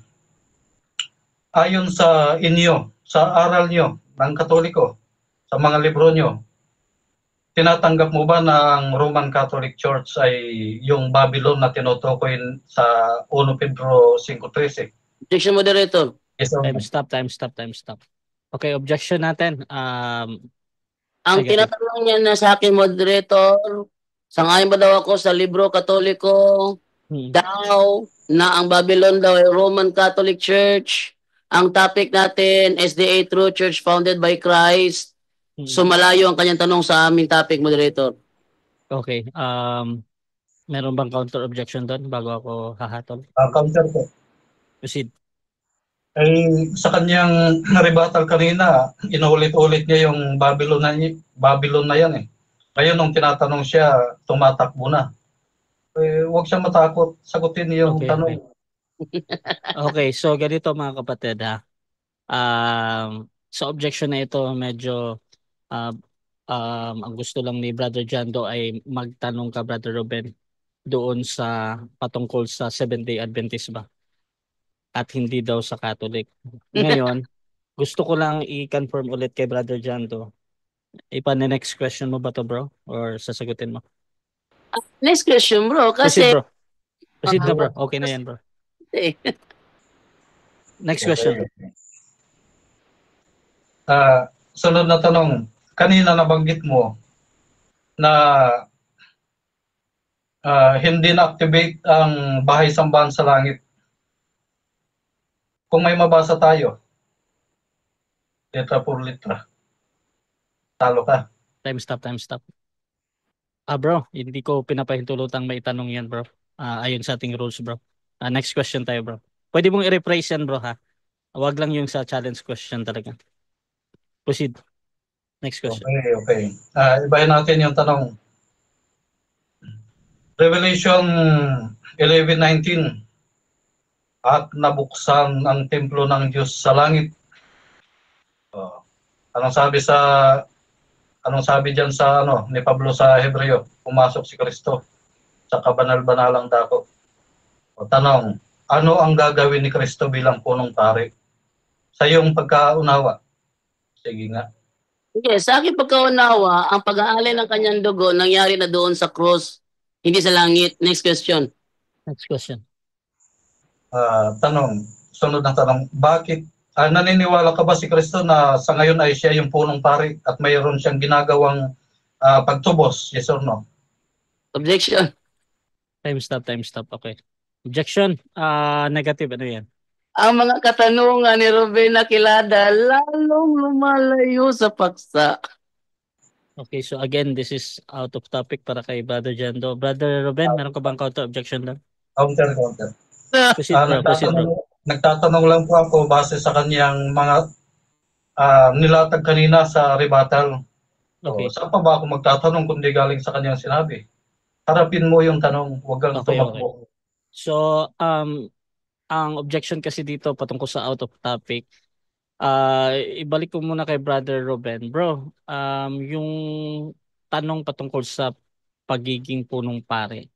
Gusto ko na malaman kung ano yung connection nito dito sa pinag-uusapan natin. Tapos magde-decide ako. Proceed ka, bro.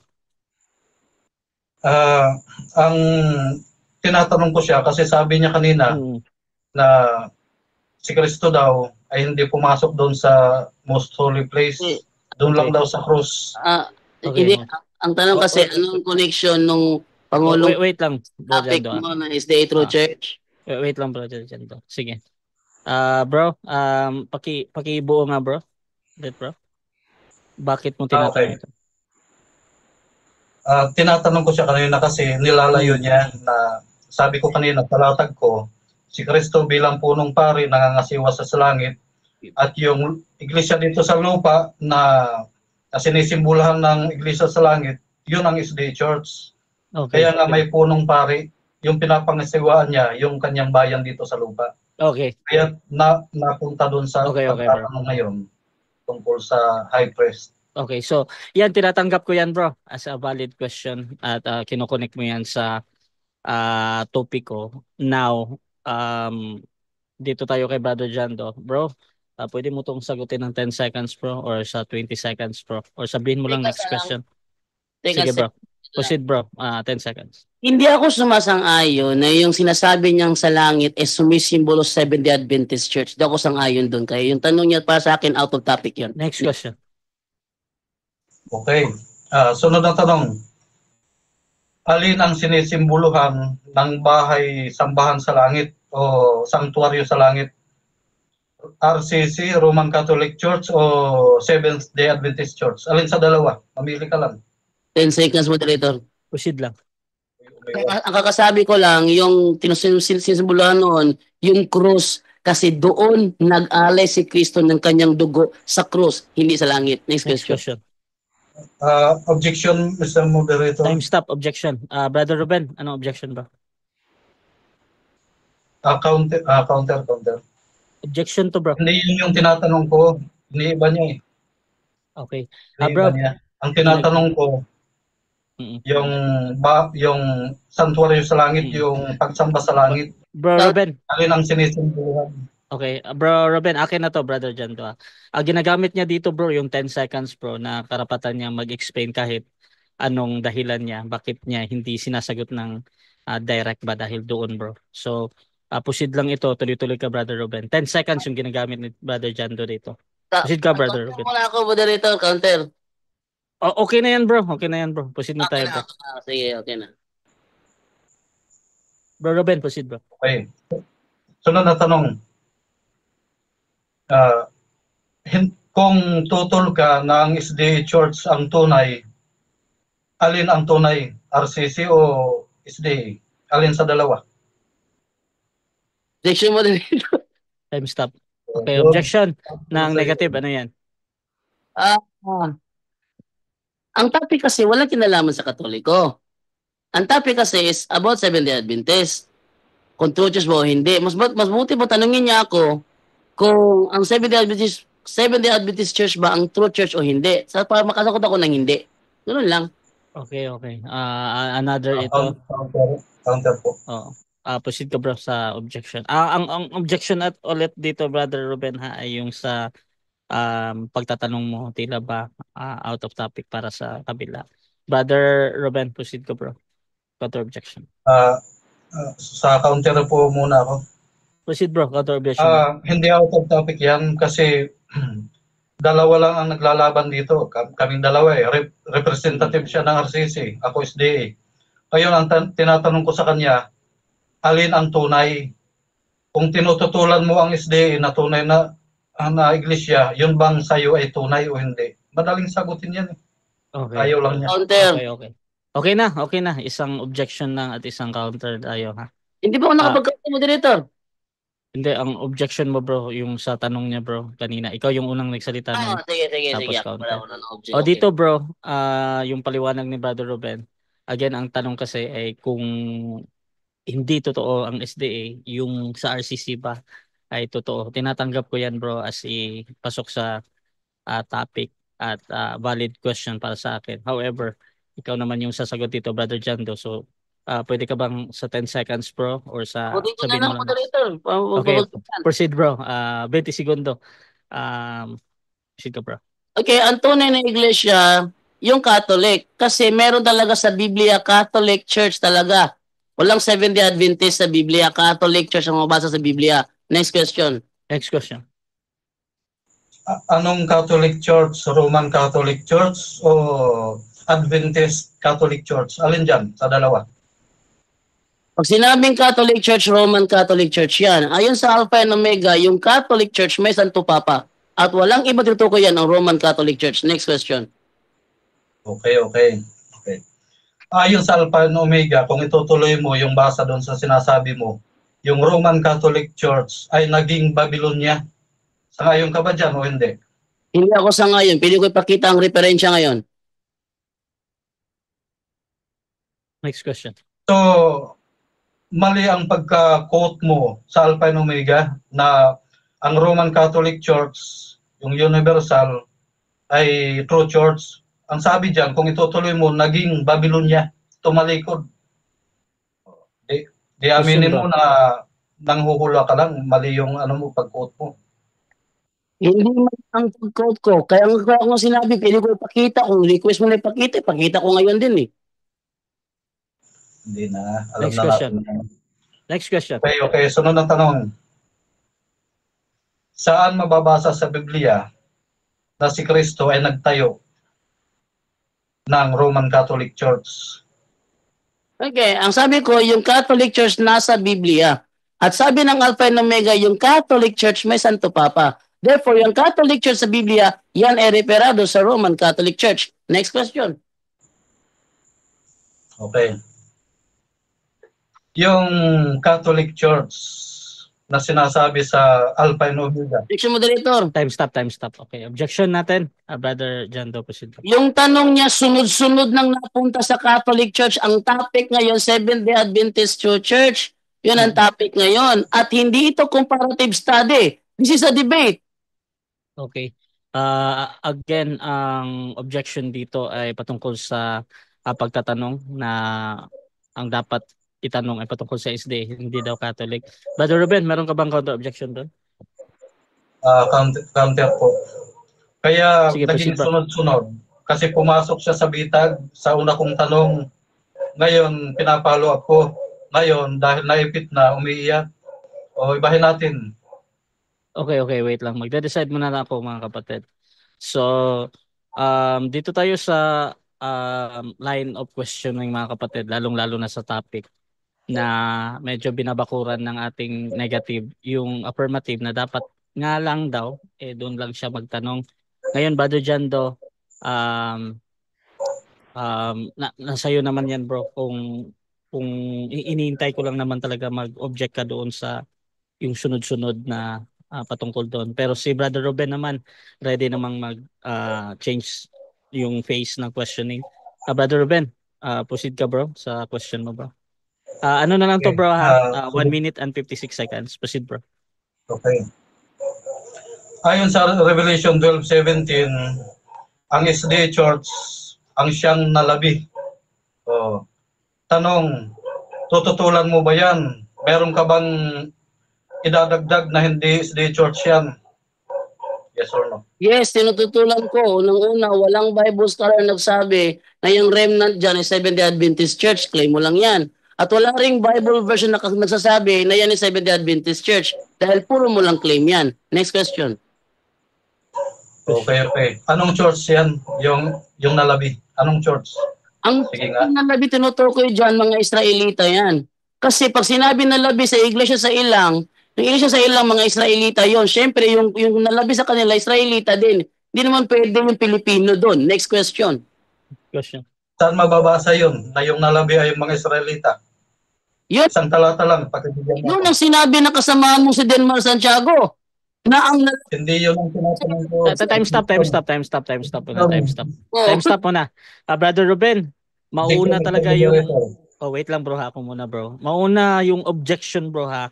Bago ka magsalita, kasi pag nagsalita ka agad doon sa reaction sa kabila, iniisip ko yan na nagbabat in ka ba doon sa sumasagot. Ngayon, mga kapatid, ipapasok ko muna yung objection mo, Brother Ruben. Proceed ka, bro. Okay. Ang hinahanap ko sa kanya yung talata na nagsasabi, ayon sa sinabi niya, ng mga Israelita yung nalabi, yung remnant church. Ngayon, hinahanapan ko siya.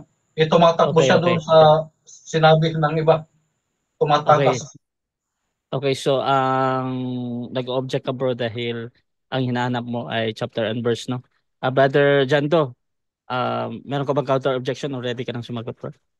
Ang counter ko, hindi ako kailangan pang maglabas ng talata dahil ang pinagbabatayan ng mga kasamahan niya, yung remnant ay nalabi sa iglesia sa ilang.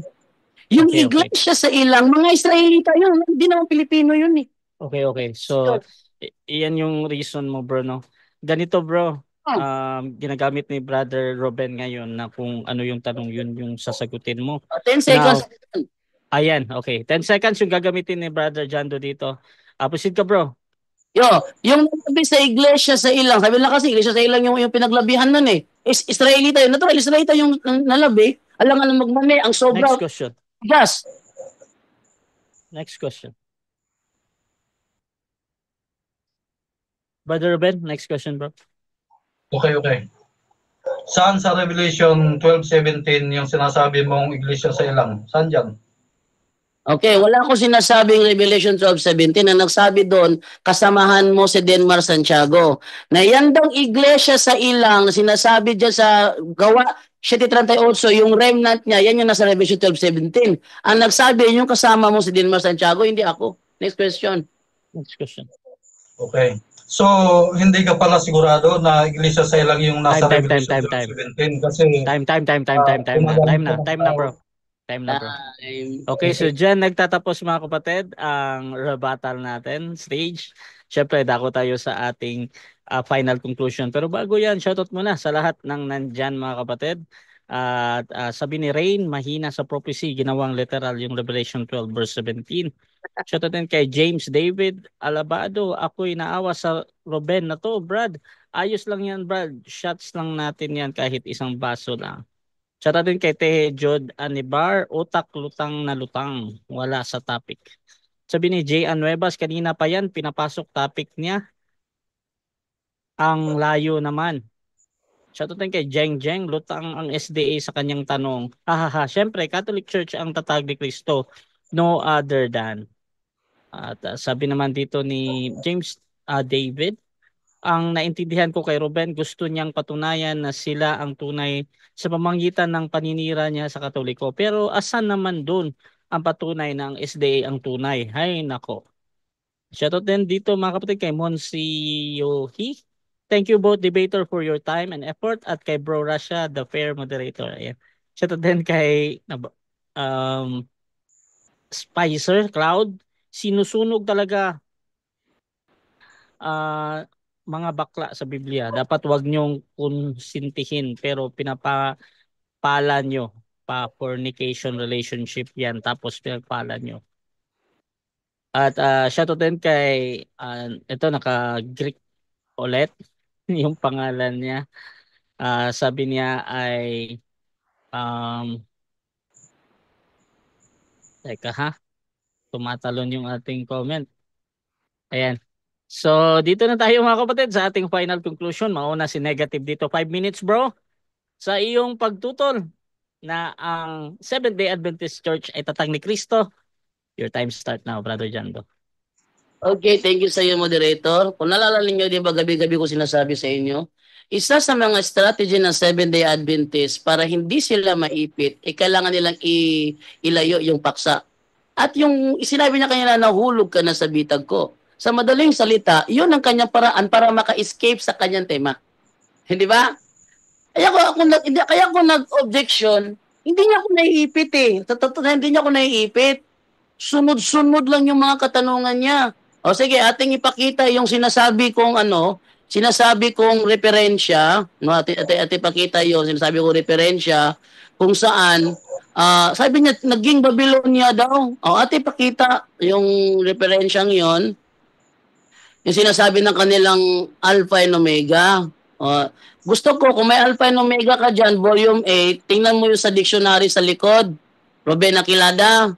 Tingnan mo ha. Ano ang sinasabi ng kanilang Alpha and Omega? Ito, pakita ko sa inyo. Yan. Ito, tingnan nyo. Walang karugtong yan. Dictionary lang yan eh. Period of Catholic Church. A universal Christian church whose doctrinal base was formed by the absorption of Greek philosophy and neighboring religions into the views held by the Apostolic Church. Canonically, the Catholic Church developed into a strictly hierarchical system with the Pope at its summit. Inahamon kita, ituloy mo ng basa yan. Wala nakalagay dyan, naging Babylonia. Hinahamon kita, Nakilada. Ituloy mo ng basa yan. Walang nakalagay dyan. Naging Babylonia. So, yung mga pinagsasabi nito ni Nakilada, puro to puro to malayo, no? Tingnan mo sa Alpha and Omega. May Alpha and Omega ka dyan? Volume 8? At ituloy mo ang basa doon. Kung may nakalagay mo doon, naging Babylonia. Tinitiyak ko sa iyo, walang nakalagay doon. At yung Catholic Church na sinasabi ng Biblia, Catholic Church, Catholic Christian Church na sinasabi ng Biblia, sabi na kanilang Alpha and Omega, may Santo Papa with the Pope at its summit. So yung Catholic Church, yun ay tumutukoy sa Roman Catholic Church. Kaya nga ang sinasabi ng kanilang The Ministry Magazine, December 1928, sinasabi doon, just as soon as this church, ano yung church na yun?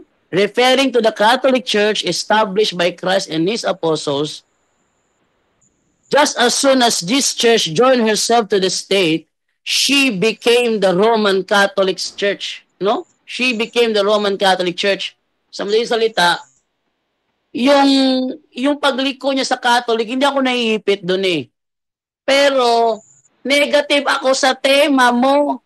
At ang tema mo, patutunayan mo is the tatag ni Kristo.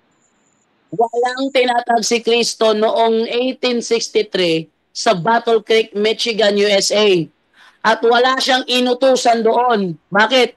Yung Ellen White na nagtayo doon, hindi galing sa iglesyang tatag ni Kristo, galing yun sa iglesia ni William Miller. Si William Miller naman, galing si William Miller sa Baptist. Baptist si William Miller eh. Bago naging nagtayo na kayo sariling Adventism. Tapos yung Baptist naman, galing naman yun kay John Smith. Si John Smith naman, galing kay Martin Luther. Si Martin Luther naman pumutol sa Iglesia Katolika, di putol na. Ang di ba? Ikiklaim niya ni Kristo. Yung mula Seventh-day Adventist, galing kay William Miller. Si William Last Miller, 1 minute. si William Miller galing sa Baptist. Yung Baptist galing kay Martin Luther. Si Martin Luther putol na sa Katoliko. Asan yung sinasabi niyong may sinugo si Kristo, propeta doon, co-founder, co-prophet, co-prophet. Walang co-prophet dyan.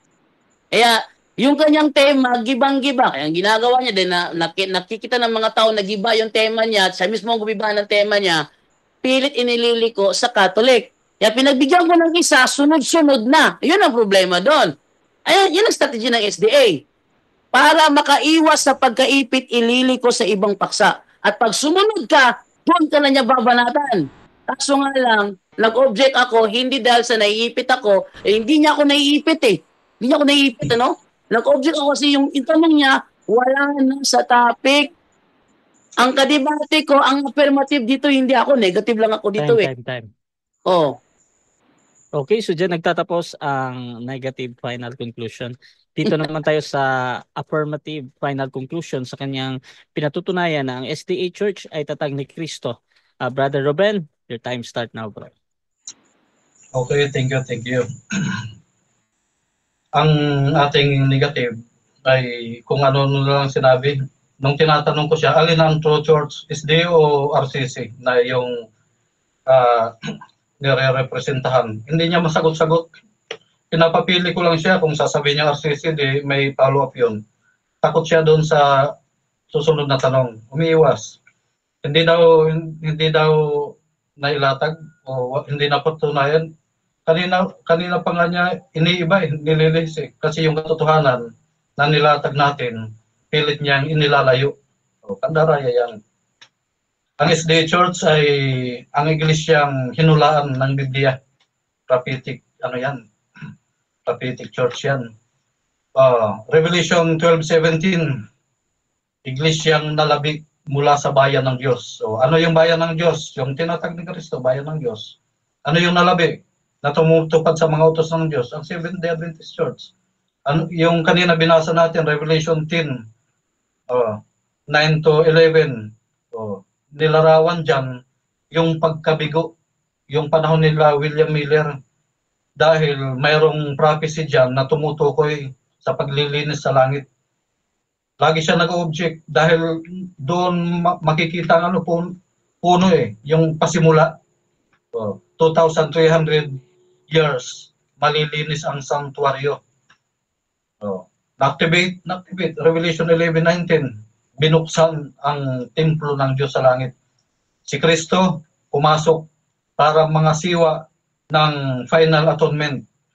Yung handog, kanina binasa rin ni Brother Jando, hindi dugo ng hayop, kundi dugo ni Kristo. Kung paanong naghahandog ang punong saserdote sa panahon ng Israel, ganoon din ngayon sa langit. Yung kanyang dugo, yun ang hinahandog niya, inaalay niya. Yung iglesia sa lupa, alin sa dalawang iglesia sa lupa na sinisimbolan kung nasa langit, tinanong ko siya, Katoliko o SDA, di rin niya masagot-sagot. Kasi kontra sa pangangasiwa ng punong saserdote sa langit, ang ginagawang pangangasiwa ng punong saserdote dito sa lupa ng Katoliko, kontra. Si Kristo nagpapatawad sa langit. Yung Papa sa Roma nagpapatawad dito sa lupa. Sino ngayon yung tagapagligtas? Dalawa na. Isa sa lupa, isa sa langit. So, kaya maliwanag dyan. Iisa lang yung tunay. At iisa yung tatag ng dragon. Dalawa lang yan sa Revelation na naglalaban eh. Iglesyang nalabi at iglesyang tatag ng dragon. Kanina, hindi daw yun hindi daw SDA yung nasa Revelation 12:17. Ano daw yun? Nalabi ng Israel. Tinanong ko siya, saan mababasa yun? Si Denmar daw may sabi, anong nangyari sa ating negative? Naging marites. Pabira. Kaya umiiwas eh. Nagbabanggit ng iba't ibang tao para lang makasurvive. Sa totoo, hindi niya nagiba ang ating topic at napatunayan natin na isa lang yung tunay sa pagitan ng dalawa. SDA ang tunay ayon sa prophecy. Ngayon sasabihin yung hindi kanina pa nga natin pinapatunayan ayon sa prophecy. Ang RCC, ano ang prophecy ng RCC? Babylonia. Hiwaga ayon sa 2 Thessalonica 2:3-7. Ang hiwaga ay gumagapang. Ano yung Revelation 17 verse 5? Babylon the Great Mystery. Last 1 minute. Ngayon, anong sabi? Magsilabas kayo dyan, bayan ko. Dati, ang Roma, branch yan ng Iglesia ng Diyos. Iglesia sa Roma. Ngayon, sinakop ng papasi. Kaya't naging Babylonia. Sabi ng Diyos, magsilabas kayo dyan sa kanya bayan ko. Hanggang ngayon, ang Diyos ay may kinikilala pa rin mga tao dyan sa RCC na kanyang bayan. Pinalalabas kayo. Dito kayo sa SDA. Ito ang tunay. Dalawa lang yan eh. Huwag na kayo sa protestante. Dito kayo lumipat sa SDA. Kaya ikaw dyan habang hindi pa huling lahat, balik ka na. Kasi pag hindi nasumpungan yung pangalan mo sa aklat ng buhay, Revelation 20 verse 14, ihahagis ka sa dagat-dagatang apoy. Yan ang warning. Kaya't habang maaga pa, balik ka na sa SDA. Thank you. Okay. At dyan nagtatapos mga kapatid ang debate between Seventh-day Adventist and Roman Catholic Church sa topic na patutunayan na ang SDA Church ay tatag ni Kristo. Affirmative si Ruben ng SDA, negative naman si Brother Jando ng RCC. At before natin i-end yung ating live, syempre gusto ko muna silang magpasalamat sa lahat ng manonood at makakapanood pa nito sa mga replay. Unahin natin si Brother Ruben, bro. Salamat. Salamat Bro Rasya, salamat Bro Jando. Ito'y debate lang. Ito'y marami pa tayong pag-uusapan sa mga susunod. Shout out sa aking Grandmaster, kay Patrick Gonzales at sa kanyang pamilya. Masayang panonood. Nawang pagpapala ay sumainyo. At sa ating mga kapatiran dyan sa Advent Biblical International Ministry at sa ating guwapong mentor, Doc Rocky Tulog, at sa ating mga kasamaan dyan, magandang gabi sa inyong lahat. Sa lahat ng mga Adventist at mga Katoliko na nanonood ngayon, ito ay isang pag-aaral na dapat pa nating subaybayan mga kapatid. Ang pagpapala ay sumayin yung lahat. Sa mga nasa comment section, nawa ay pagpalain kayo ng Panginoon. Maraming salamat po at magandang gabi ulit sa inyo. Okay, at syempre, Brother Jando, pasalamat ko muna bro. Okay, thank you sa inyo lahat sa inyong mga nanood. Ayun na, balang magtimbang doon. Mamaya, bibigyan nila pagkataon makapagsalita yung ating mga kasama sa punto por punto kung ano masabi nila sa naturang debate. Thank you, Brother Rasha. Thank you, Brother Nakilada. Okay, Rasha TV gusto din magpasalamat sa lahat ng sumusuporta at lahat ng titiwala pa din sa atin mga kapatid. Please subscribe yung ating YouTube channel, Rasha TV mga kapatid. At itong aking profile, Rasha Vista mga kapatid, dito ako laging nagla-live. At kung gusto niyo sumali sa ganitong gawain, pwede kayong mag-PM sa akin or maghamon man sa dalawang nandito si Brother Ruben ng SDA, Brother Jando ng Catholic mga kapatid. At gusto ko din pasalamatan syempre lagi-lagi punto por punto mga kapatid sa laging pag-invite sa atin bilang moderator sa mga debate nila no. At dito din sa mga kasamahan natin sa loob, merong ako nakitang 22 participant. Maraming salamat din sa talagang na nandyan lang kayo, no, nakikinig. Halos 2 oras din yung debate at hindi biro yung paghihintay, pakikinig. So maraming salamat. So yun, this is Admin Russia ng Russia TV and we're out. Thank you. Okay, thank you sa iyo, Brother Russia. So dito na tayo ngayon sa ating mga kasamaan para magbigay ng komentaryo sa kanilang napanood. Okay, ating ibigay kay Brother Romel Palma. Brother Romel Palma, ikaw muna bigay ng komentaryo, Brother Romel. Ay, wala pa nagbibigay komentaryo. So, dito muna tayo sa katanungan muna. May nagtanong kasi dito, tumatawag eh. Hello, bro! Hello, bro! Teka ha. Hindi ko ako naririnig. Okay. Hello, bro? Narinig mo ako? Okay, go ahead. Sa totoo mo gali? Sa putahan mo? Para hindi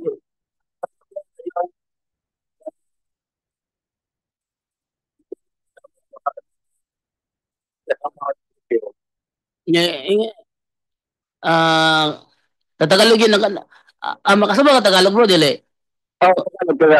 Makasama ka Tagalog. Sige, nga niya. Kaya, naman ko sa live karong god. So, yun na yun. Okay. Wait lang.